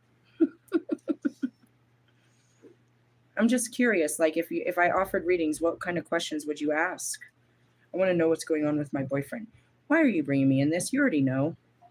The cards are just confirmation of what you already know. It tells me that he's a Knight of Wands. He's a whole fuckboy. I knew it. I mean, please don't make me go any further with these cards. Moon energy. Oh, I've got Seven of Swords. He's lying to you and he's hiding things. What is he hiding? Oh, here comes the Queen of Wands. A girl? Don't put me in this. Don't put me in this. You knew all this before you came. You're paying first because you're denying your own inner knowing and you think I'm powerful. I didn't know nothing about you, girl, until you sat down and told me all your business. And you think I'm all powerful and shit. I didn't want to know that. That doesn't make me powerful to know that you got a cheating boyfriend. You're like every girl that walks in here.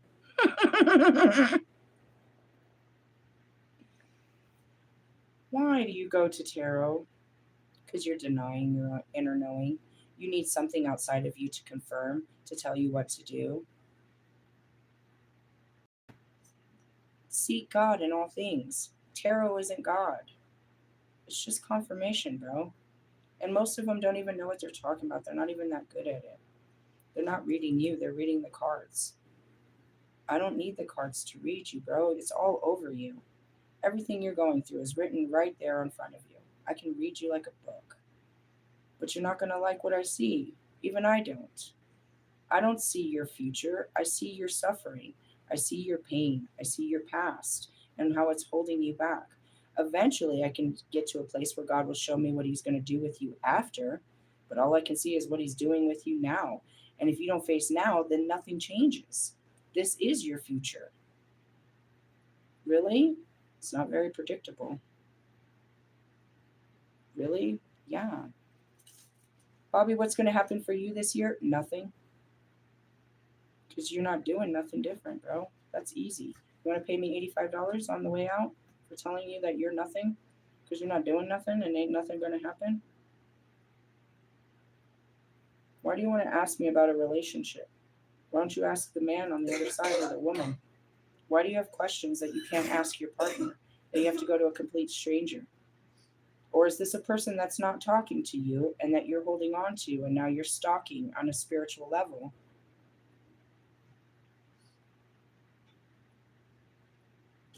I'm not like anyone else, guys. I'm a priestess.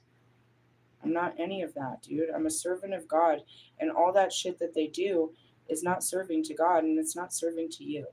I teach you how to use tarot to walk yourself through life, not to stalk someone else's life. Everything I teach you here is what God is trying to teach you to help you walk through your life, not somebody else's, just yours. So as far as, a general reading, I don't even know what that costs. But what do you want me to tell you? What you want me to tell you what you already know or something you don't know? What don't you know? What do you think I know that you don't know?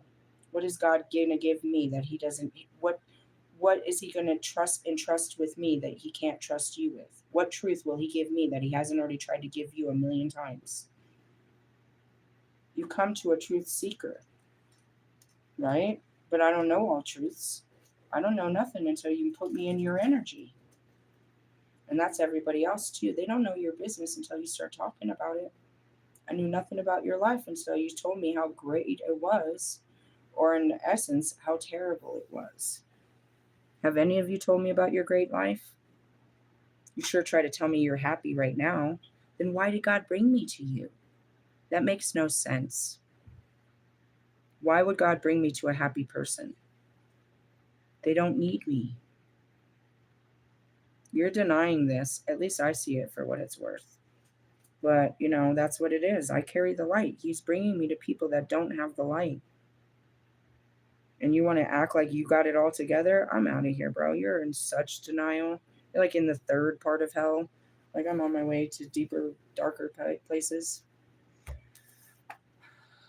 I don't know if harmony comes from Gabriel.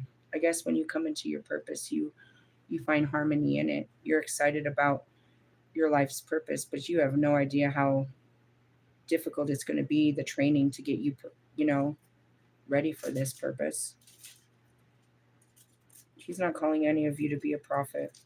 As far as my twin flames, oh, they're fucked. They're fucked. They're fucked. They're fucked. The rest of you, not so much. Their life is called into duty for mankind. They will never, none of them will taste joy or happiness outside of humanitarianism. Really, it's their calling. Most of them have already been ignited, and since they're not doing it, they're just suffering. Prime example, fucking Kanye West. Kanye West is banned from performing in, I can't even imagine how many countries now. Last time I checked, it was something crazy like between like 70 and 100. He's not even allowed to perform his music. They won't even post his ads. He's like literally the definition of blackballed. God made sure that he can't do anything. He will have no success in his life outside of God. The only thing that Kanye can do is to go back to what God told him and go back to building those churches and go back to making that music. Only then will he find any kind of peace or joy or happiness. That is his calling. That is his purpose. He can do whatever he wants outside of it, but none of it will bring him joy. Only when you're doing what God made you as, doing what God made you for, do you find joy in it. And that's what it is I love what I do. I love what I do. I love what I do. I love writing music. I love all of that stuff. Everything that God calls me to do are things that is true to my nature. You know what I mean? And so asking me to be true to my nature, it just brings joy. I've always been a helpful person. I've always been generous. I've always been, you know what I mean, uplifting and resourceful. I've always been a voice of God, or, a voice of inspiration for people. Always. Now I get to do it with much more purpose on bigger crowds, you know what I mean, with bigger purpose. Really? Yeah. I'm not just helping nobodies along the way. I'm helping, you know what I mean, eventually countries and nations get back to God. For the single people that I come across every day that don't want to take that journey, I don't care. I don't care about the people that don't want to get close to God. I care about the people that do. I don't care about the people that don't want to do the work and don't believe in what I do.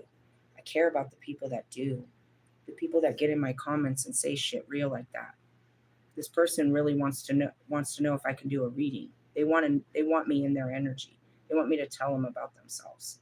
I care about you. Why? Because you care about you. But really, I'm not one of those readers. And I don't have to be in your energy. You stay in mine and we'll do this together. Each day we face new challenges. I face mine and I reflect them to you, and it'll reflect somewhere in your life because we're all working through the same energy. I'm just going through it a lot faster than you. It might not hit you today, but it'll hit you, and you'll remember when I went through it. You had a leader to guide you for when this trial comes to you. And that's what happened with B. I've been through this. I'm here to lead you out of this. She don't want to follow my lead. She wants to hold it on and, that's it. All right, well, you stay there and suffer with your baby daddy drama problems. I'm moving on.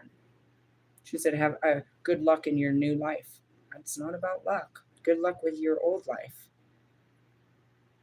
Really? I'm not hateful. You could be hurtful. That doesn't mean I'm going to be hateful. I don't get hateful for your hurtful shit. Really? If it really hurts, I'll cry about it, but I'm not going to get hateful and get even. Your life is, your karma is even enough. Even Steven. Really? Yeah. Be careful with invoking Gabriel. And when he comes, you could say I didn't ask for this. But again, he comes when your spirit, your higher self calls him in. And that's what happened. I witnessed it. It was my higher self that talked to Gabriel, and it said, "Where have you been? I'm ready." My Holy Spirit told Gabriel when I first woke up, I'm just awake. I don't even know what's happening. I'm sitting here and I watch this conversation from my heart tell this white entity, "Where have you been? I'm ready." Ready for what? Who was talking? Where did that come from? What am I ready for? What? Really? That was my spirit. My spirit told God when I was ready. Not me. I was like, no, I wasn't ready. I'm not ready. I'm not ready. I don't know what's happening. The spirit knows when you're ready. And even though you think you're not ready, you are. Get ready. For what? Your purpose. Again, it's supposed to be coming. This is supposed to be hitting real hard by this new moon we're building up to. A manifestation that will outlive lifetimes. You're going to be given a calling to create something that's going to outlive this lifetime, that's going to outlive many lifetimes, which means you're going to walk in your purpose. And when you do this, it's going to lay a foundation for many generations. Maybe you're the first to start a new restaurant chain that's going to be the biggest restaurant chain like McDonald's. Maybe you're going to be the next McDonald's, bro. You're going to be like a drive-through Italian restaurant or something. I don't know. We don't have one. We have those oodles of noodles, but those aren't good. I'm serious. I don't know what it is. It's given to you by your ancestors. It's a craft that all of your bloodline always had, and you came to perfect the craft. Really? And it's going to be carried on. It's generational wealth. It's something that you'll create, but your generations after you will still have the ability to keep this going for lifetimes. Really? Mm-hmm. And it's created before this generation. The substance of this was created inside of your DNA, the foundation of what you are. Meaning your family has always been great cooks. They always have. They always have. And now you're the cook You're the sous chef now. You're the one that puts this into a restaurant. Everyone in your family has always talked about putting, you know what I mean? Starting up a restaurant. You're the one that does it. And the rest of your family. You know what I mean? You're going to build something for generations and generations and generations and generations. Now, going back to you rappers, you can't build a rap career and expect your kids to keep that rap career going. They're not you. They don't have the same skills. You know what I mean? I saw Kanye and his little girl were performing in New Mexico or in Mexico. You're trying to make her something instead of allowing her to become whatever God already made her. Kim's trying to make her pretty. You're trying to make her a rapper. That's all. You're trying to make her what you guys are. It worked for you. It must be worked for them. What if she's none of that? What if she was here to be a politician? What if she was here to be a beautician? What if she was here to be a nurse? What if she was here just to be a lawyer, like her grandfather? She can't be any of that when you're trying to push her on stage to look like a good dad. That's not a good move. She doesn't look good next to you. You've ruined your name and hers. You can't redeem her. You know what I mean? You bring your family shame. Just apologizing doesn't make it better. Actions speak louder than words, Kanye. You have to atone for what you've done. You have to make amends. You have to show the people that you are sorry for offending them. You can't just say, sorry, I was mentally ill. No, you have to make it right. You have to show by your actions that you're not mentally ill and that really you do really have remorse. You're not getting paroled out that easy, bro. And realistically, Kanye, that's pathetic. That's pathetic. Russ's ticket sales are more than that. After all your fame and fortune, the best you could come up with was 40,000 tickets in Mexico. First off, tickets in Mexico are sold at pesos. So how much, you know what I mean? You could only sell 40,000 tickets. And that's because you can't sell tickets in any other country. They won't allow you. Even if you brought your daughter and your wife, you're not allowed in their country for the words and your actions. Not all is forgiven, dipshit. And think about it. Billionaire Kanye status could only sell out 40,000 tickets. He is the oldest of all of us. And all he could sell was 40,000 tickets. That's embarrassing. That's embarrassing, bro. You're not worth the fucking ticket you sold. Again, I could look it up right now and see how much you charge. It was a $30 concert, $30 tickets to come watch Kanye West and his daughter perform in Mexico. Did any American come to this show? You're done.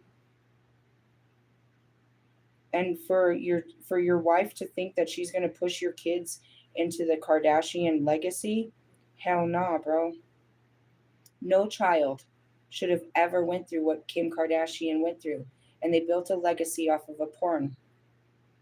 And now she's trying to do it. She's trying to do it with the whole family. The whole family has to be pretty. They sell their looks. Not these kids, bro. By the spirit of Donda, these kids will not be Kardashians. You can keep trying, but she's never going to be skinny. She's never going to be her dad, and she's never going to be her mom. She's here to break the generational curses. Northwest is going to break them. For her brothers and her sisters and her cousins and the rest of them. No kid should grow up in that madness. You're denying them life. A real life. Trying to be nothing more than rich and pretty. That's not what your dad wanted for his grandchildren. That's not what Donna wanted for her first grandchildren. They watch over those kids, despite you not watching them. And that goes back to Bridge Fit and NF. Those kids are protected even if you don't. You can keep trying to hide them, but they're generational curse breakers. They're not going to keep your traditions going. In essence, they're going to turn against you. Most of these kids will, and I'll be there to support them when they do it.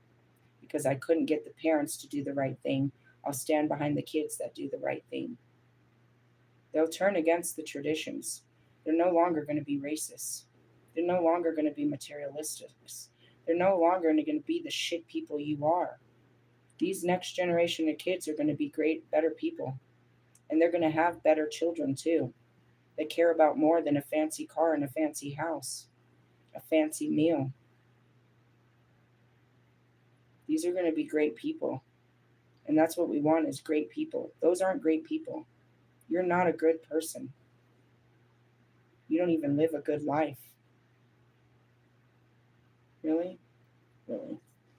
So there we go. Yeah, I'm going to label this and move on.